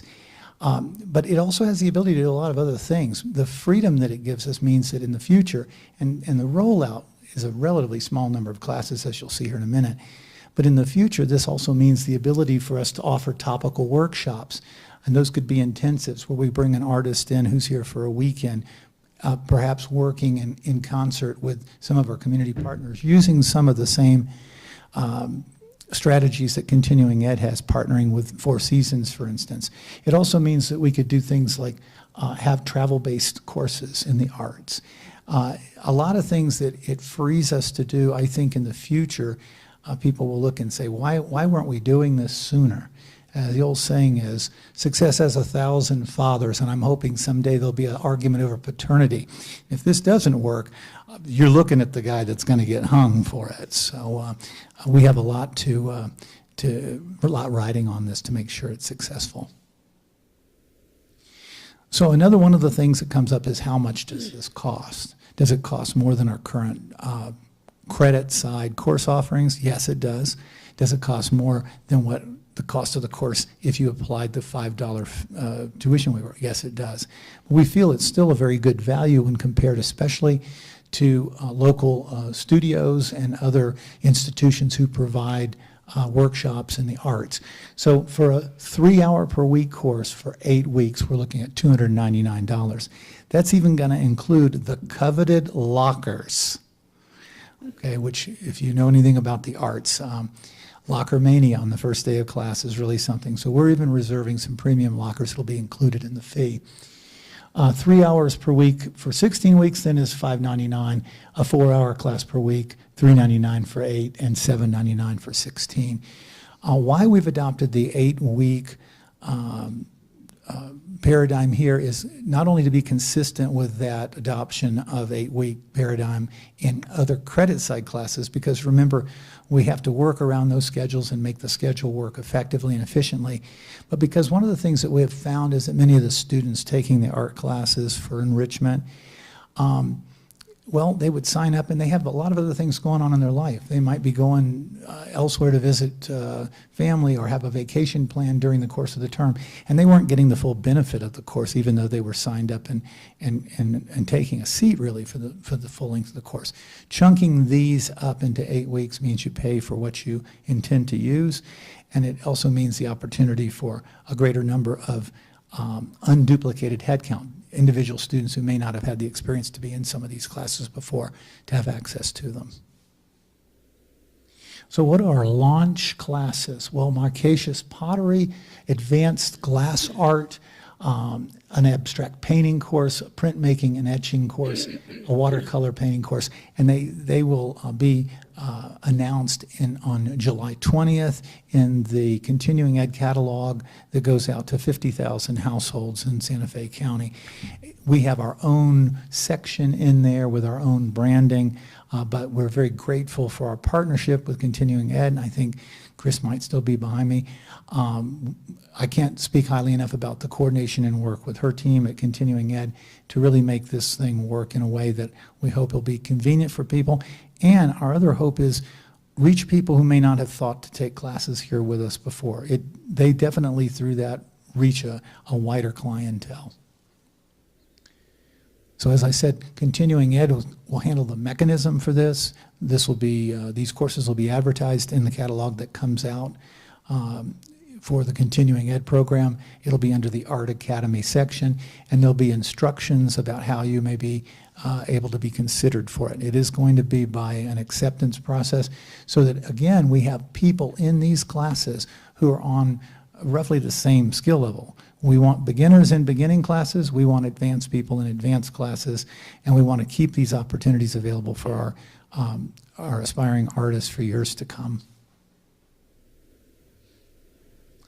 And I think that's the end of the presentation. So if there are any other questions, I'll be happy to take them at this time. Questions? I have a lot, but I'm going to wait till everybody else asks their questions. I've got a few questions. One is, I understand, I've spoken to a number of legislators, and this idea that the college really can only be for creating high economic advancement is an opinion, not legislative intent, from my understanding. We're taking off. Okay, so I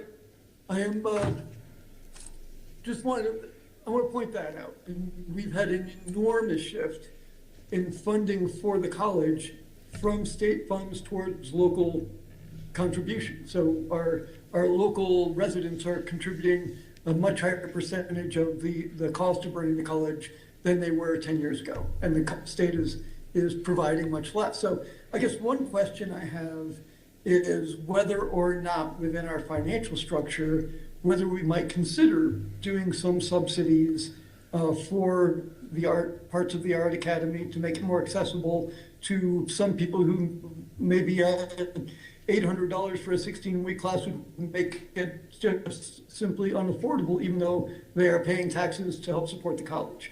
So that's one question.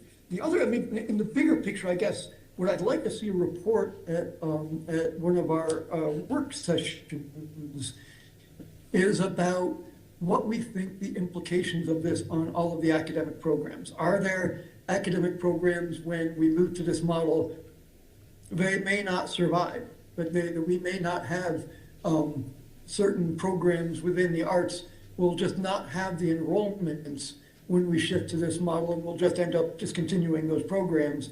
And is that something that are we looking towards potentially moving them off campus if then there is also not adequate enrollment at the higher rates within the Art Academy? And there's lots more questions, but I would like to see some anticipation of what we think the impact will be at a work session so we can look at this and what is really coming. So Member Wilson, I'll answer the second question first. I think that in actuality, what our hope is, and in actuality, I think what will play out is that this will actually help maintain programs on the credit side that we actually do fear may be approaching a level of questionable viability in terms of the number of enrolled students, particularly those that are seeking a certificate or degree. So this will be able to continue to keep faculty employed, keep the resources and keep the facilities operational so that in essence, I think rather than hurt the credit side programs, our hope is that it will help them continue to remain viable. With regard to the financial aspects of this, I think that's above my pay grade, so I'm going to have to defer to leadership above me and for that matter to the board to provide direction. Our cost of instruction for these courses aggregated in the arts is very high. In fact, only science courses in the health sciences area fall in the same realm. So fiscal responsibility is certainly a concern we have, but I am aware of how the funding model works. And there's got to be some, I think, consideration given to what degree we provide effectively under the current structure a subsidy for a very large student population who are not seeking degrees or certificates. And again, I'm going to let leadership above my level speak to that. I think there's also an interesting thing that has come up in conversations that I've had with a few people in the community, and that is that there are community studios and community workshop providers in the arts who, while they've not been openly hostile to the college, have not been shy about expressing a concern that the college, which is a state and locally funded, subsidized institution, is competing with them for what they see as a market share of people who are not traditional college students or degree or certificate seekers. And when you take a look, and I think some of you may have experience with some of the studios and some of the facilities, I think we've talked, Member Pugh, about the glass studios. Even at the academy rate, we are much, much less expensive than what commercial providers are charging. Member Wilson, I would add that I would be interested in looking at some sort of more need-based scholarship that we could maybe provide. I mean, there's nothing to preclude us from doing that. To address your point about what, the mission of the college. So I would agree with everything you've said and what legislators are saying, that we are not exclusively focused on making sure that our graduates get jobs and everything, but that has to be our priority. And so part of the issue, as Dr. Weissong said, is that these art classes are, it depends upon what you look at, because there's no subsidy for them like there is in the health sciences. They are the most expensive things that we offer. And so when you look at how much of our funding is going for art, even though, yes, we bring a good portion of the money to the table, we get a lot of questions. And the state will not reimburse anyone for taking the same class over and over. They will not reimburse the college. So by the time you can retake a class one time to improve your grade, but after that, we don't get anything for a person who just takes the same class over and over and over. And that is a large number of students. But what you could do is take a different class. Even if it's not in CE, you could take something in a different area or something like that. So we really do want to, continue and encourage students taking as many art classes as they can. But you just can't keep taking the same one over and over, because it really is pretty harmful. Not just it's financially, but also it really does. It raises a lot of questions, because all that data is submitted, and HED scrutinizes all that data, and LFC scrutinizes all that data, and LFC is saying very loud and clear that, they're looking at incentivizing whether or not you can use the opportunity or the lottery only for certain programs.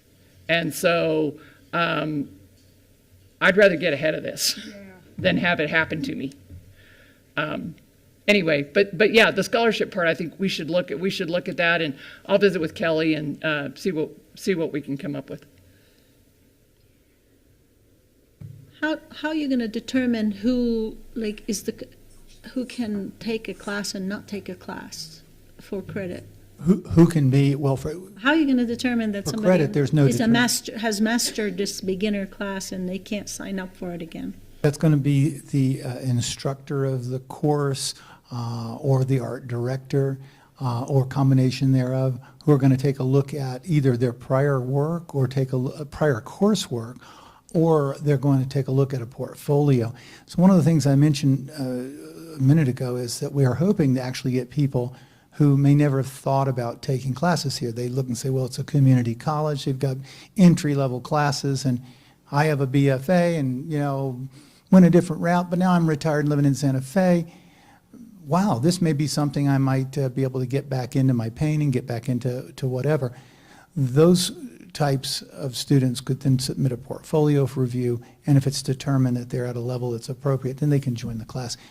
Our goal isn't to be exclusive just to exclude people, it's to really make sure that we have people leveled properly. And I might add that this is also part of the overall strategy that, that Dean Chris Wedin and I have talked about, where continuing ed provides sort of that taste of this or that or the other. Credit side, taken for credit or audit, provides middle ground, an introduction at the college level. And the Art Academy provides, again, essentially a upper division or even graduate level experience that we can offer here at a two-year school because it's outside of the realm of our traditional academic credit side program. Walk me through like the registration process though. Like when someone is registering online, is the system going to stop them? So they will not register online in the same way you would register for credit class, taking credit or audit. You would register in a manner much more similar to the continuing ed. There'll be the ability for them to sign up if they are already approved and they've had an approved to join the class, they'll be able to directly pay for it. If they have not been approved and need to have their portfolio reviewed, then they'll be essentially waitlisted. And so some of those details are still being finalized, but they will all be announced in the July 20th publication of the Continuing Ed Catalog. I'm asking about registering for the 4-credit class that they've been registering for over and over again. Now when they go to register for that class, somehow they're getting flagged? That they can't? Not at all. Not at all? No change. So there's no change? You want to take Yeah, you want to take casting yeah, and jewelry? yeah. Sign up for it, just like you have, again and again. So just having that Art Academy is just giving them an option? Provides a different experience for students that have reached a certain level. At the same time, you are canceling some classes when you have noticed that there hasn't been any alignment with a degree program. Some classes are no longer going to be offered on the credit side. They may ultimately be archived, but those are the classes that are moving over to the academy. And the criteria, and I think it's very important to point this out because some folks have said either because they believe it or maybe they're hurt over this, I don't know, but I take great offense to this. They've said this is discriminatory. You're discriminating against senior citizens, you're discriminating against this group or that group. Absolutely untrue. The criteria that were used to determine the classes that went to Art Academy were, number one, are they part of a program for a degree or certificate? Number two, was the enrollment data indicative of repeat enrollment, a significant percentage of the students repeating? And then number three, was there data that indicated that a significant number of the students that took the class were not degree or certificate seekers, and not even using this as an elective? So it was really a decision that was based on those things. And then, of course, when we talk to faculty and we talk to students about it, yeah, it's people that definitely they want to keep taking that glass class with Patrick because he's great. But we don't have that glass class as part of a program requirement for any of our programs. So glass is one of those classes that has disappeared from the credit side schedule, and it will probably ultimately be archived. But here's the incredible thing. For years, people have said, I want to do more than just what that class allows because it has to operate presently or heretofore under master syllabus, under HED Common Course.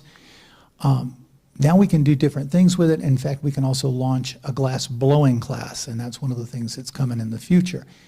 So this, I tell people, look beyond this immediate change. Many people are simply resistant. Hey, it's different, it's different. It's different, but I think ultimately folks will find it'll be better. Didn't the glass art class students who've been taking the class over and over again just bought like a whole new equipment for that class, for the college? They kind of pooled their money and bought a, that's what it told me. So there's a glass club, Yeah, and between things that they've been able to get as donations and through the club, they have been acquiring equipment. In fact, one of the things that they've been trying to do is get the ability to have a glass shop for blowing. And so this will allow them to be able to do that. I mean, there's an advantage of having these students who are taking the class over and over again, that they now have a club and they bought equipment for the college. And their club can continue to operate because as part of the fee structure for the academy, we will be collecting the student activity fee. And that means that under the college's, dare I say, policy and procedure, we will be able to continue to allow those students to be members of an organized club. Okay.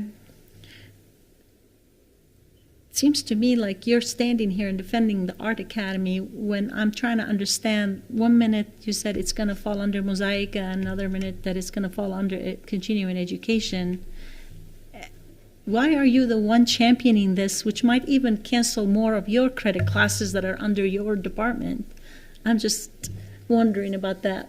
I answer to up through Vice President Peters to President Rowley, and we've been talking about this for 5 years. And so this is a directive that I'm working on because my bosses have asked me. But I also do believe this is a very good opportunity. So it's not anything I defend. It's something that I do champion. That's the word I choose to use. With regard to Mosaica and continuing ed is moving under Mosaica, so that's really the answer to that.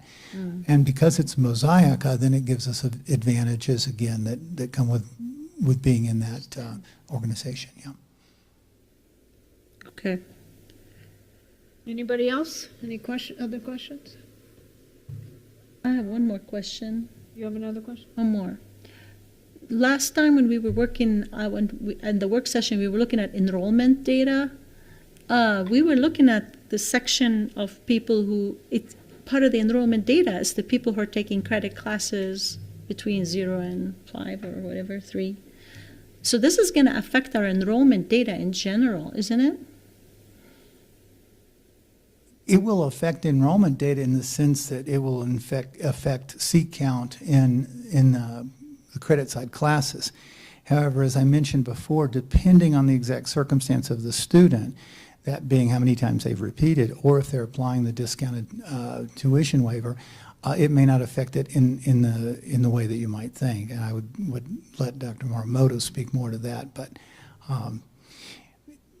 I think another thing that has come up before is what happens if we're not offering as many seats in some of the credit side classes.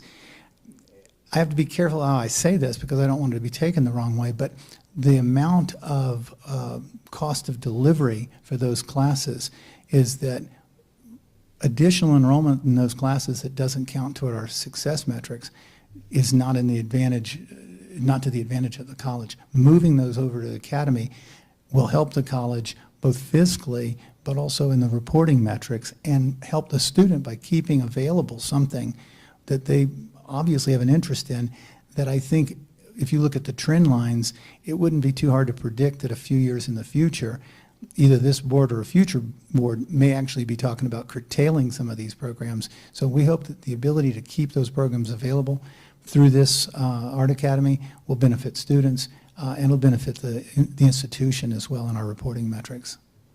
I do agree that sometimes it's very hard to sign up for one of these classes because the same people are signing up for them over and over again. Like the first hour they open and you never can get in. Taylor Swift, I think, is the only person that sells out faster than a couple of my art folks. Yeah, exactly. So hopefully this will open it up to some new students who've really been wanting to take the class, even if they are seniors. But, you know, that sometimes they can't get in. They tell me that all the time. And that is our hope. And I will tell you that I hear both from lifelong learners who come and say, hey, I've been trying to get in, I can't get in. But I also hear probably every term, I would say about a dozen or more. And given the tendency for many students not to come to the dean, then the dozen that come represent the tip of the iceberg. There's probably 3 times that number of degree and certificate seeking students who come and say, hey, I'm another term back in finishing because I can't get in this class. Or I've been interested in this as an elective even though I'm a business major or whatever, and I can't get in this class. So we're hoping that this will solve some of those problems as well. Last question. Okay. Maybe. The credit class usually, I only taken one jewelry making class once. Definitely didn't master anything. But the advantage of that class was that it had an open lab. So are the Art Academy classes going to have open lab time? They will. They'll have not just open lab, but what we're referring to as a scheduled open studio time, which will be reserved for the students in that class. Another advantage to that class is if you're paying that price, you're getting that locker included. You don't have to come and deal with it, but you're also going to have your own scheduled open studio time. We're looking at how open studio time works for our other classes too, to try to make better use of our space, because one of the concerns we've had is some folks do sign up for a single class that might meet 1 or 2 days a week, but then they're using the open studio time even if it's not for that particular class throughout the week. And the utilization of resources there is a concern as well. Okay, thank you. All right. Thank you very much. Thank you. Okay, Faculty Senate. Who's doing that, Jerry? Yeah, I'm doing that, thank you. Okay. We'll get I you. am here. Here we go. There you are. Okay. So I have changed my comments considerably because they were about policy, and I've changed them based on what I heard today. But first I want to enthusiastically support the idea of an employee handbook or manual, whatever the difference may be. And it's been a long-held dream at this college. Starts have been made. I don't know if there's anything lying around that might still be useful, but that would be, in particular, as Vice President Morimoto mentioned, a great place for things that are detailed and step-by-step, but also should not be easily changed. But a more important point that I wanted to make was to remind you that our current shared governance is shared governance in name only.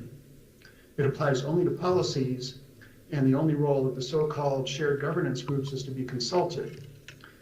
You've heard me and other Senate chairs point out situations where far-reaching decisions about faculty work, teaching, and grading have blindsided us. The most recent was the decision to hide some sections from students during registration, which faculty didn't know about till they looked at the course offerings and noticed some sections were missing. The department chair told me recently that the criterion for revealing those sections is still not clear, and confusion about it arose just yesterday. So that change and other similar ones were not changes in policy, so shared governance didn't apply.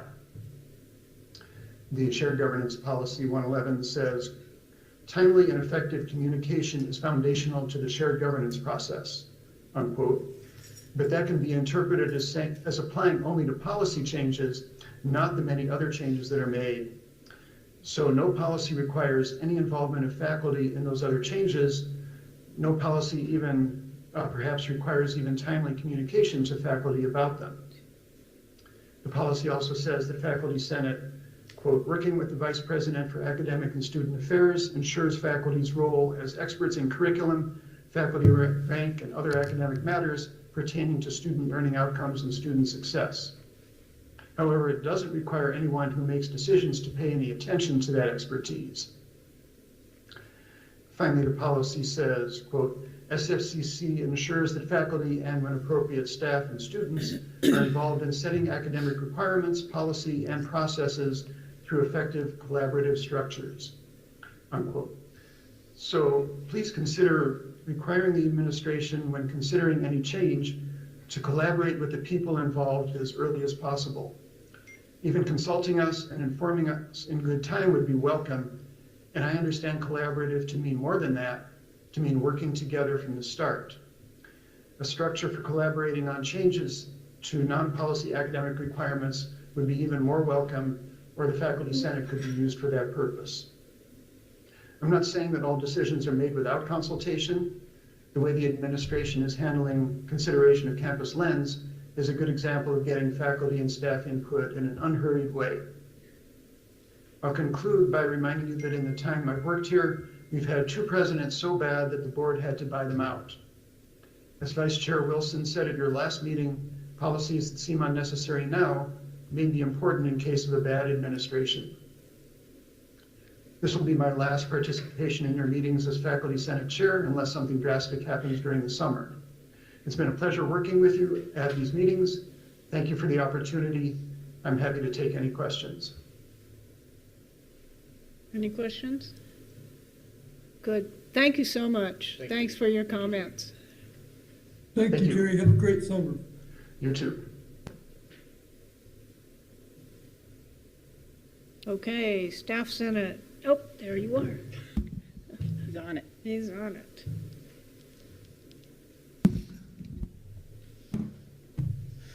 I don't believe Michelle's there, no? Michelle's not there? Okay. Thank you. So good afternoon, Madam Chair, members of the board, President Rowley. Thank you for the opportunity to present on behalf of Staff Senate. I know that you've got a lot of meeting minutes, and I think we've covered a lot of those at our previous presentations, but I just wanted to give you an update on our last meeting. Staff Senate's last meeting of the spring 2026 semester was on May the 8th. Staff Senate only meets once a month during the summer semester, and it was decided to meet on June 12th and July 10th. A hot topic of concern from Staff Senate is the proposal to acquire Campus Lens by CampusWorks, which is the AI-powered predictive analytics service designed for higher education institutions. But Dr. Rowley, along with Vice President Yash Morimoto, attended our last meeting on May the 8th, Staff Senate meeting, and she answered, also Dr. Morimoto answered questions and addressed concerns. Staff Senate appreciates Dr. Rowley and Vice President Morimoto for their continued open dialogue as we learn more about Campus Lens. There is always a lot of great events happening here at the college, but Staff Senate wanted to recognize 2 events that recently happened in the month of May. And the first one is Staff Senate thanks the Office of Human Resources, especially Donna Castro and Brenda Vasquez, for the lovely Employee Service Award ceremony. As well as the SFC Culinary Arts students who provided the food, so that was great. And the facilities crew again for the setup that they always do a great job. We also wanted to recognize Culture Day, organized by the Office of Student Engagement. That was fun and successful event. Many thanks to Daniela Gurulay and Monica Becho for planning and organizing. And like I said, there's always great events here at the College with Staff Senate. Just wanted to recognize those 2 specifically. Also at our last meeting, we held our elections. As 2 officer term positions are over at the end of this month, which is one of the co-chair seats, which is my seat, and our communications officer seat. I was reelected as co-chair, and Jackie Anderson was reelected as communications officer. Jackie and I are honored to serve in these positions again, and will continue to serve in these roles with humility and integrity. And with that, I stand for any questions. Thank you. Congratulations. Thank you. You're back. Yay. I'm back again. You're back again. Yay.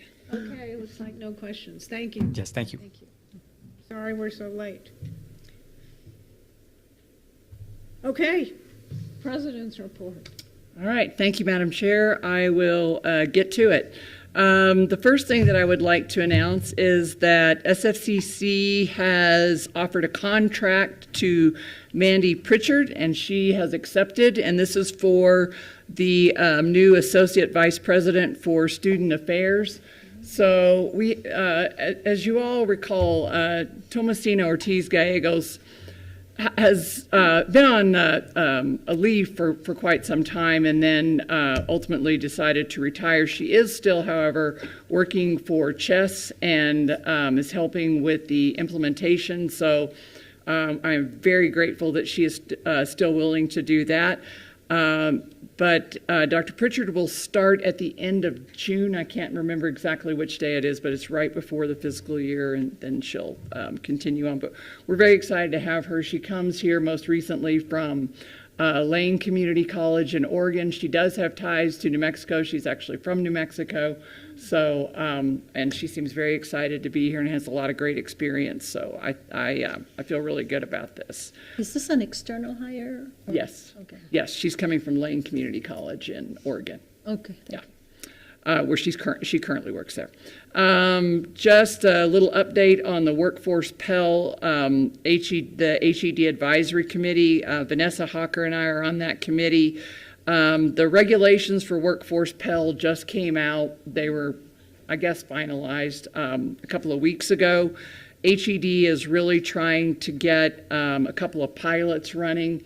Nobody is too excited about this because there are so many stipulations about what will qualify as Workforce Pell that it's going to be pretty hard.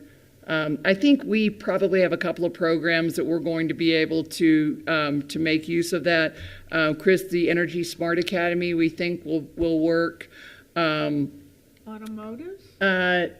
Well, no, because we already regular Pell qualifies, so it has to be a it's the non-credit part that really needs to qualify, and it has to be a program that we've had for at least a year. It has to have a minimum of 15, it's a 15-week class, and then there's a contact hour limit, there's a wage limit, a wage target that you have to hit. So there's quite a bit to work with there.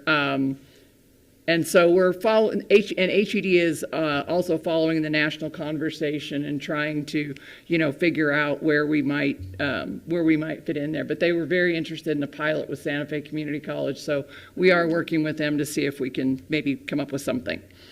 There was an LFC meeting last week, which, full disclosure, I did not attend because I was still suffering from whatever virus I had, but Vanessa takes extremely good notes and sends me all the presentations. So the upshot of that, there was a lot of information on the economic outlook and a lot of conversation about the economic priorities in the state, the workforce needs in the state, and whether or not colleges are meeting the workforce needs in the state. And so that is LFC's chief concern for higher education right now. So they are, I think, moving towards incentivizing program areas where there is a workforce need in the state and there is a relatively, at least, high-wage job associated with that workforce need. So they're talking about, right now it is pretty unheard of that we have opportunity and lottery that don't have any kind of stipulation about what programs are eligible for those, other than, whether or not you can't have a bachelor's degree and that kind of thing. But I think that's coming. I don't know that it'll come this next year, but it might, because they've been talking about it for a while. So I think there's been more work done than maybe I'm totally aware of. So they might prioritize. Yes, because what they healthcare yes, healthcare, probably computer information programs, trade programs that lead to good jobs, all of those things. They'll say, yes, you can use the opportunity. What they specifically said was that they have grave concerns about general studies and liberal arts degrees because they don't see that they are, and this was really a lot of legislators on the committee asking these questions too, about whether or not they're really helping their students or helping the economy of New Mexico. They also, the presentations focused on high childhood poverty rates in New Mexico and low wages across the state in all sectors relative to mostly Colorado. Our minimum wage and everything is way higher than Texas, for sure. So anyway, we'll keep monitoring those meetings throughout the summer because LFC, of course, has an interim schedule. We are also watching, there is a committee right now that is meeting to talk about the IPRA laws in New Mexico. There was legislation, and I can't remember, I don't think it passed, to try to restrict what we have to comply with for IPRA, which is the Inspection of Public Records Act. And there was a memorial this last session saying that we needed to study that because they're very concerned that we're not cutting off public access to records, but that we're not also putting undue pressure, financial burden, whatever, on the public institutions that have to comply.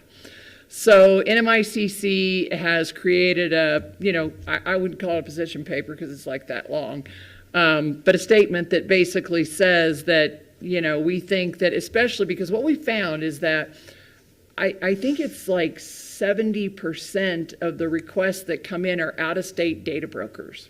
So they're not even, certainly not the press locally, certainly not private individuals locally. They're coming from out of state. So at least identifying those, maybe even charging groups like that. So anyway, we're monitoring that, and we'll be at all those, somebody will be at all the meetings around the state to, see what's going on there. We are also working with HED right now on the distribution model for the Do-It funds that we are owed from Chess.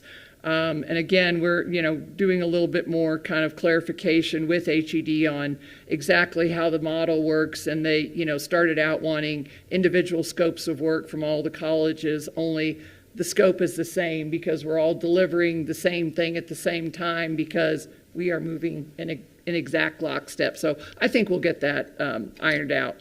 And then the last thing I wanted to report was I want to thank everyone who was able to attend graduation. We think, we haven't formally surveyed this, but informally, it seems like the two separate graduations worked well. We do think, though, that we could start the first one at 10 instead of at 9, and then not have quite such a long stretch in between, and then still keep them, kind of moving along at a rapid pace. The focus that way is on the students. They all came to get their little diploma cover and walk across the stage and have their family blow one of those air horns. And so that's and the poppers, yes. So that's what we're going to focus on. But we are going to do more of a survey of our students and everyone just to make sure that we're right about that. So with that, I'm happy to answer any questions. Questions? Okay. I just want to say the commencement was excellent. It was fun. I thought it was really, It went really it was well. really nice. Yeah, thank you. No public comment? So that evening, Sheree and I went out to dinner, and we're sitting in the restaurant, and at the table next to us is a woman who had graduated earlier that day. And she, I recognize him. and her husband takes out his phone and shows me a picture of me shaking her hand. Oh, sweet. That's great. Yeah, that's nice. Yeah, I thought it was very nice. So so thank you to all the. It takes a lot of people to put graduation on, a whole lot of people. But I also want to thank Todd too for helping to kind of reconstruct the script and everything, and I think it all just really came together really nicely. But we will take feedback and see what improvements we can still make. Great. All right, so we got our work session and our board meeting, and now we have adjournment only 45 minutes late. Are you skipping board reports, discussion? And Oh, I am. Districting, oh God, okay. So Paige was supposed to be on for that. I guess we're gonna put I don't know if that she's off. still there or not because we need her.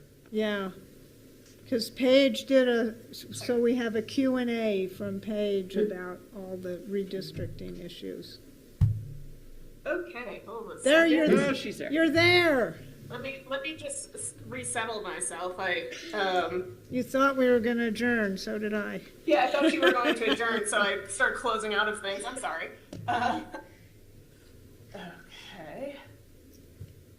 So we've been discussing some of the issues involving setting up a districting process.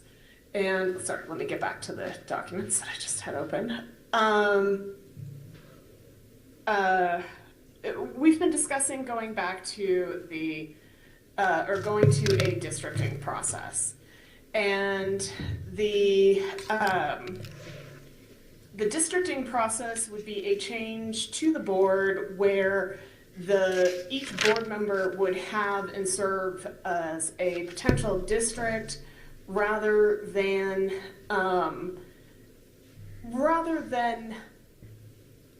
be at large.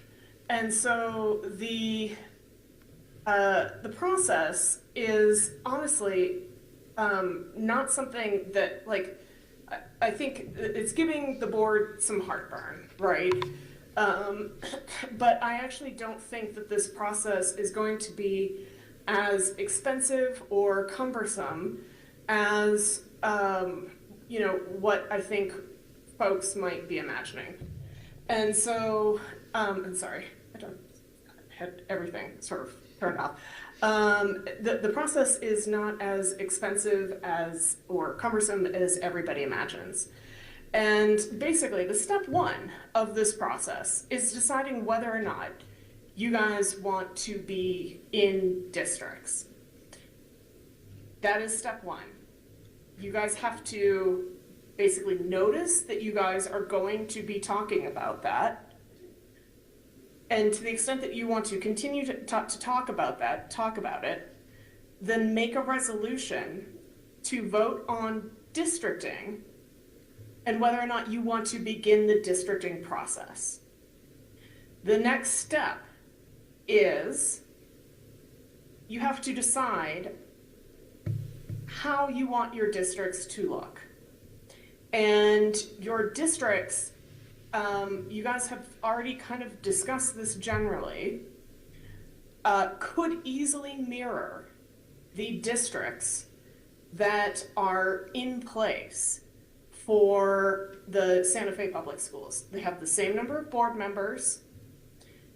They have 5 board members. You have 5 board members. So you can choose those districts that they already have because legally they have already been vetted by a redistricting process that happens every 10 years with the passage of the census, not sentence, with the passage of the census, they redistrict. So the last redistricting that they did was in 2020 or shortly thereafter. And they selected their districts based on the demographics of Santa Fe at that time. The next districting process will be after the 2030 census.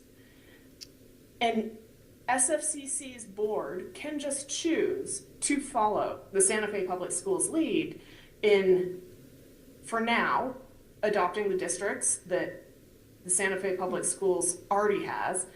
And then as the districts maybe change after the 2030 census, using those same districts, right? And what the process that Santa Fe Public Schools goes through, everybody uses the same firm in the state, mostly because they're the only game in town, but you can veer off, you can dedicate money, you can do whatever and do your own process. But everybody uses the same firm to figure out what the demographic shifts are in the county.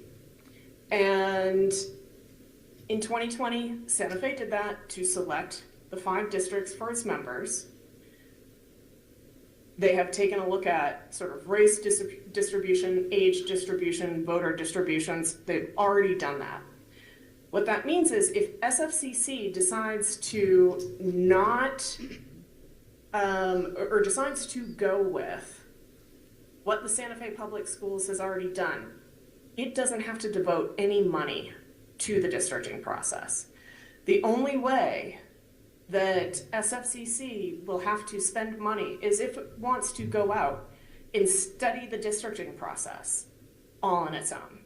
So after step one, where you guys make a vote or a motion to set up districts for the Santa Fe Community College Board, if you could decide to do that, you can then analyze whether or not you want to just adopt the districts for Santa Fe public schools, or if you want to go out and spend the money on your own. I'm assuming you guys don't necessarily or might not want to go out on your own. If that is the case, then the next step in the process is to inform the county clerk that you guys are going to be moving to a board districted process because, and there's steps for doing this, but this has to be done the August before the next election cycle.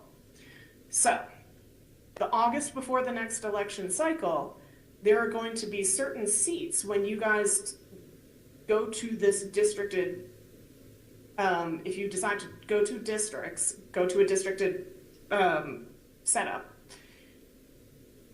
there are going to be a number of seats or that are already up for election. And I think that's Linda and It's Linda Howard. Zuby. Zuby. Linda, Howard, and Zuby. So those board members would then be running for election in their new districts. Some of you guys might be running against each other, depending on where you live and how the districts are drawn. Some of you guys might not be. I haven't mapped out the overlay of the Santa Fe Public Schools districts in comparison to where you guys all live, because we had a change in board membership from when we started discussing this. But you guys would run as usual on your current cycle. You guys wouldn't all have to run all new at the same time. It's not a free-for-all. At that next election, whoever wins, wins, and then you guys are sort of on your way. The next couple of board members would then run for whatever seats are they're districted in the future. Again, the benefits of doing this is that we know from studying issues of elections and at-large elections versus elections based on districts that are unfairly under the Voting Rights Act of 1964 and whatever, state laws may now or in the future apply, right? It is going to sort of be more demographically equitable. And you're going to have more. Okay. Paige, we have a question. I have a question. Sorry, and I can't see you guys because Okay. it's sort of showing me back to me, Yeah. which is kind of throwing Okay. me off. So Paige, Jody has a question. I have a question. I mean, all this is the same stuff we've already discussed. So, Yes.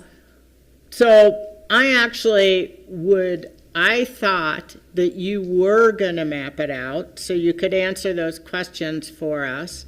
So when you were talking about mapping it out, if you did an overlay of, say, the public schools, what that would look like. Additionally, I thought you were going to give us costs, which you did say it wouldn't cost very much.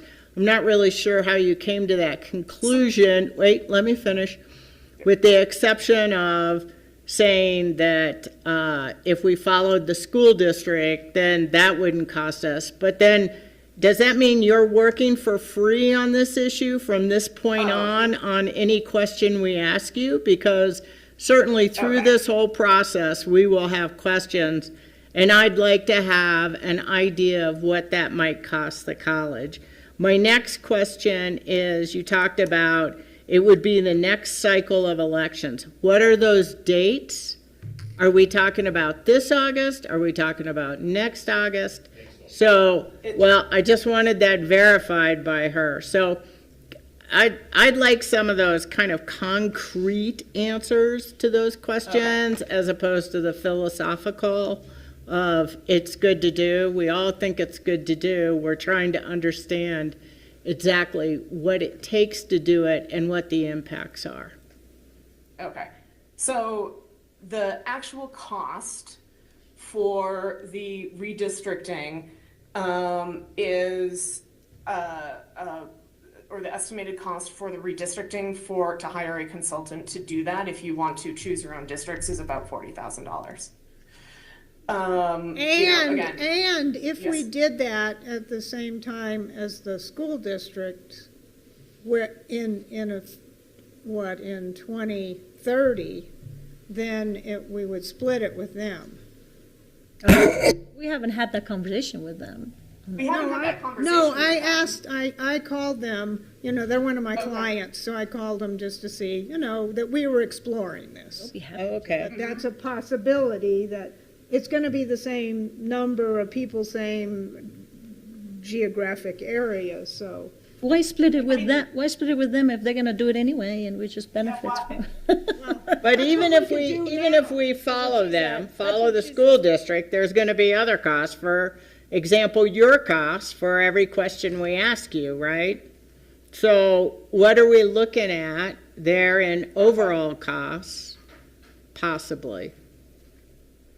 I mean, it truly depends on which avenue you guys take. I mean, I recently did an election for another one of our schools where, because the election was, it was a ballot question, and, it's a fairly straightforward process. There was not a ton of work on my end that I put into this, sort of process. There weren't a ton of questions, right? A lot of the information is just sort of like, on this date, do this. I create a timeline for you guys. If you decide to choose to align with the Santa Fe Public Schools for this election, I can process and provide a timeline for those particular, when you need to report the district changes to the county clerk. But most of that is just largely like a couple of communications with the county clerk so that they know how the ballots are supposed to look like. Yeah, so what's the order of magnitude of that cost? I mean, that is, I don't know, maybe a few $1,000s, right? Okay. If we keep it simple, right? If we go full bore into, we are going to create our own districts and, in a totally separate manner from what Santa Fe Public Schools does, that might cost you guys $20,000, right? We're talking completely different processes because you have to have, if you guys decide to redistrict in a way that is different from what the Santa Fe Public Schools does already and currently, you guys have to have open meetings. You guys have to have consultations with the community. You guys have to have all sorts of different engagement processes and explain to the people of the community of Santa Fe what you are doing in ways that if you just say, look, this process is being driven by the Santa Fe Public Schools, we're just going to ride their coattails. That's a matter of filing some paperwork, right? Where we just have to say, okay, on this date, we have to make sure that we tell them that we're going to do things via a district versus at large, like we've previously done them. Unless we split it with them in 2030, like Chair Siegel just said, and that's $20K. Yeah, I mean, what it is for redistricting is different from setting up districting. It's still $20K. From what you said. If you create districts, you said $20K. We just ride their coattails. I know, we could ride for $20K. But, okay, those are decisions we gotta make, understood. Yeah, those are decisions that you guys have to make. It's not, I get what you're looking for. And the process here is kind of choose your own adventure, right? Like, I can put some numbers on it out there, but again, it depends on what you guys decide to do. I think what the conversation that I had with folks, I didn't realize you wanted me to map you guys out, and I can do that, and I'll get that to you guys as soon as possible. I need to know board member Dittmer's physical address for that. I think everybody here should know what school district they belong to. We don't need a lawyer to tell us that. Well, as far as map, I don't mean map it out where they live. No, she's I mean saying mapping it out on how we would, a timeline of the turnover, right? Linda, That map lot. what district, who's your school board representative? I have the, What mean, the name or? it might be Sarah. So you and Zuby Sarah, Howard, where do you live? No, I'm not in Zuby and I are in the same district. I'm by myself out there by Madrid. Isn't Zuby in El Dorado? Isn't that Sarah? Yeah, so I think all three of us are in Sarah's district probably. Oh, wow. So all three of you might be in the same district. No, I must be in someone else's. Yeah, we went through this before. and we Yeah. decided- Okay. So maybe you do need to map it out for us.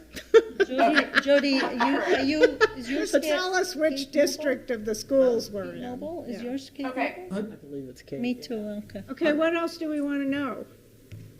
The next cycle of elections, so you're talking about dates or deadlines, when we would have to be able to make sure whatever it is, we have to have ready to do this, so. I think there's a sense of urgency. I think our next meeting, we probably have to notice that we are planning on voting on whether we're going to create districts.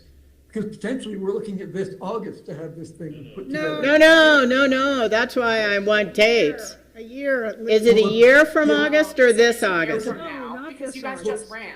Right. And are elected and sworn in as of January. None of us are up for election this year. No election this year. So you guys have a year and 2 months to work on this. Right. Well, less than that, because people have to prepare, our marketing department have to work on it, people have to know that they're districts, so they can But we do run. have time more than. We have time, but I mean, we will need to settle it and get it over with. Go ahead, But- Zub. So the declaration for the next run would be a year from this August at the end of the month. It's a little too late. That's when you have to declare. Yes. Yeah. So A year from so this August, yeah.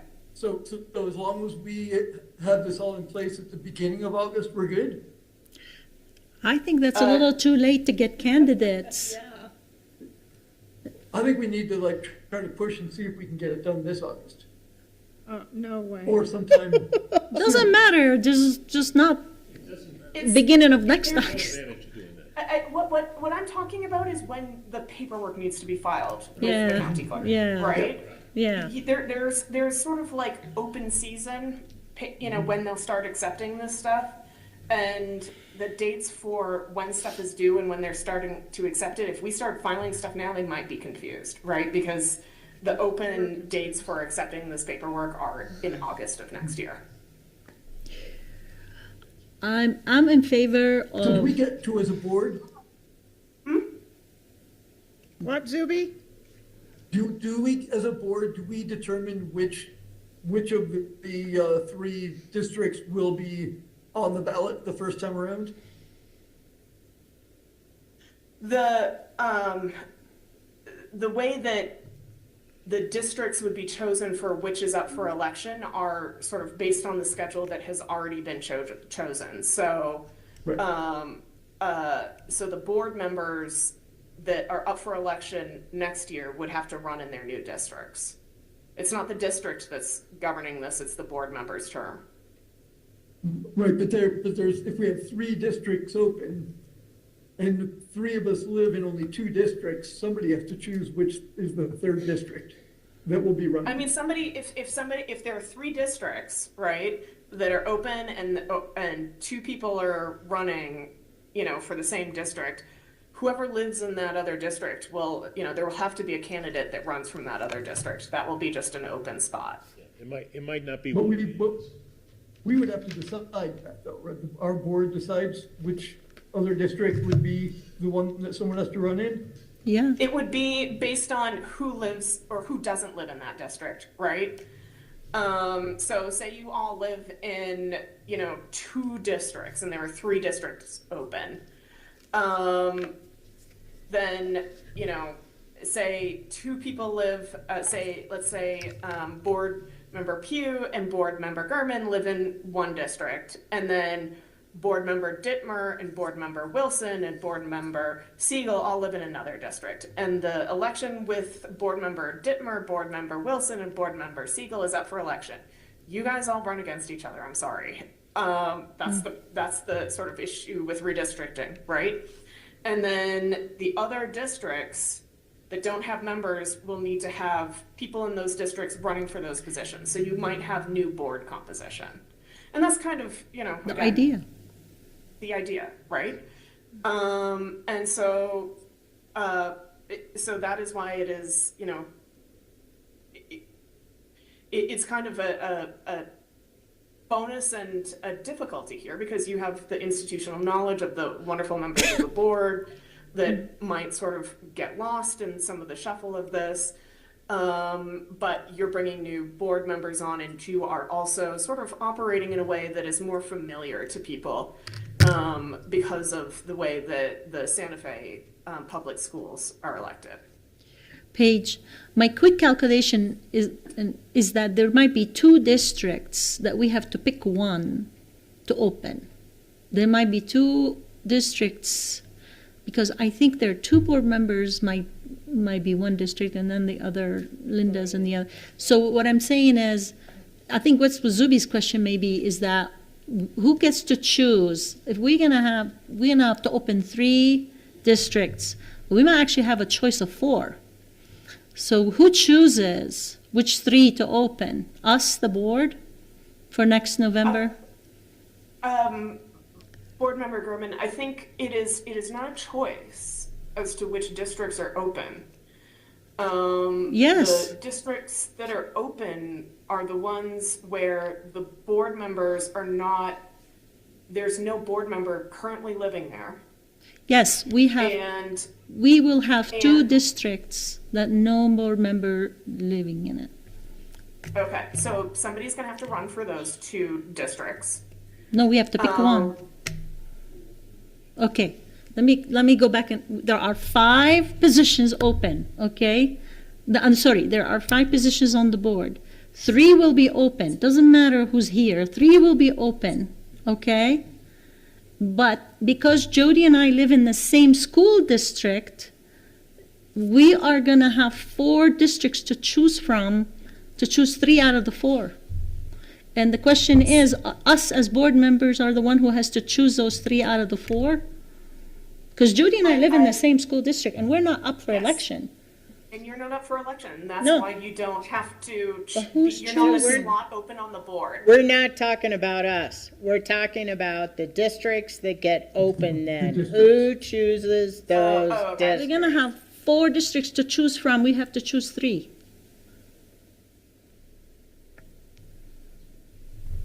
Oh, okay, I see what you're saying. Okay, sorry. So who determines that? That's the question. I believe it is up to you guys as the board to determine that, because you guys are the, under the Community College Act, you guys are the ones who sort of dictate how your board is sort of structured, right? Like that's your authority as governing board members of Santa Fe Community College.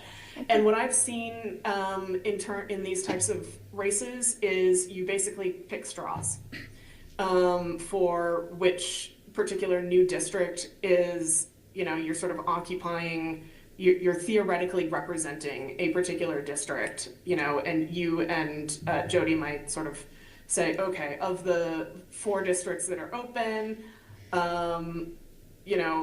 we're going to pick straws and see, we're going to have, this one be sort of de facto represented by either board member Gurman or board member Pugh, right? Yeah, we don't really Um, care about ours. We're just worrying about the process to Yeah, pick another yeah. district.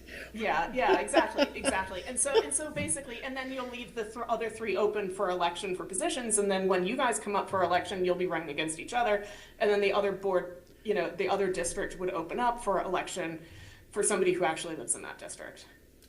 Don't worry about us and who's running against who. We're just. Yeah, that's irrelevant. Yeah, But conceptually, board members whose seat is not up for a vote are still at-large Yeah. representatives. Right. Yes. Right. Yes, Okay. you're still are at large theoretically representatives, and so you can represent that district theoretically. That is, yeah, that's a good way of saying it. We're just talking about the phase in, that's all. Okay. Any other questions? I am in favor of making a decision and redistricting, because if we don't do it for the next election cycle, the phase in is going to be harder. Like, this is the easiest. There's 3 positions open. It's going to be the easiest way to start filling these districts. If we wait till another cycle when there's only two districts open, for Jody and my seat, then it's going to be harder to. It's going to be one a year. And it's going to be more complex, I think. Like, now we'll have the choice of choosing 3 out of 4 districts, which would make I it think we easier. should try to get our resolution together with intent to do this Yeah. as soon as possible, and then in the early spring next year, create the districts and move forward. Yeah. Okay. Because we don't want to do that in the middle of the fall election cycle. It's going to be nuts. No, wait till it's over at least, yeah. And then it might all change come 2030, but yeah. You don't want to wait We till. might not have elections anymore by then. There's always that. Okay. Any other questions? Uh-oh. All right, thank you, Paige. Okay, and thank you, and I will get a map to you guys, because I did one for the old board structure, and now I'll do one for this structure, and you guys can see where you guys all fall. Okay. We don't need a map. We know. Thank you. Okay, thank you guys. So we have one other thing, board committees. So do we still want to have the finance committee? I think we do. Yeah. So the intent of the finance committee, when you look at the charter, was to actually look into things a little deeper, have a couple people on the board who actually understood, instead of taking up, we end up with presentations at the board, right? And sometimes then we get into the weeds and trying to understand situations or just what's happening. The committee provides a forum for a couple people on the board who are really interested in the finances to be able to do those deep dives, gain that understanding, and then either relay it to the board or assure the board, or even recognize when something needs to come before the board. This is something the board might want to learn more about, things like that, right? And so we've used it as a technique to be able to learn more about the finances of the college without taking up more time for the people who are interested in learning it. So I would say, yes, we should keep it, but whatever people want to do, because we have to staff it. Who is interested in being on it? I think, are you interested in being on it, Lena? I thought There this are was one or one two of you. people. We've had 2 people, but usually one primary and, Whoever can come. yeah. And then some things that are identified, more board members can come to. We just have to notice it. Right. Wouldn't it be Well, okay, think healthier for about us to, yeah. Go ahead. Who's I interested? think it might be good for us to decide what committees we're going to have after our retreat and we're putting together our objectives for the year. What was the other committee we had? Wasn't there another? There was a. No, finance was the big one that I think we talked about policy, at our retreat last year about doing a policy committee. Sounds like we're going to have. Did we have other committees? I don't remember. I was thinking there were 2, but I don't remember what the other. There was a second one. Yeah. I think it was, I don't know if this is in the past, we've had an audit committee. And Oh, I think yeah. that an audit committee is important to have. I can't hear you. What was the other committee? Audit committee. Audit committee. Yeah, that's been a while Yeah. in the past. So I would. So they overlap finance. Got it. That's what I was gonna say. I think, we've used the finance committee to do deeper dives like into the audit or things we need information on. So I think the audit committee was before my time. Yeah, it's been a while. Wasn't there something like enrollment or diversity committee? I'm trying to think. It was just audit, finance, and policy when George and Jack. Jack were doing that. Okay, well, I like Zuby's idea of doing it at the retreat. Is that okay with Makes everybody? sense. Yeah. Yeah, Okay. my life might be. All right, anything else? Can we have a motion to adjourn? So moved. Move. Second, all those in favor, aye. Aye. Aye. Lord God.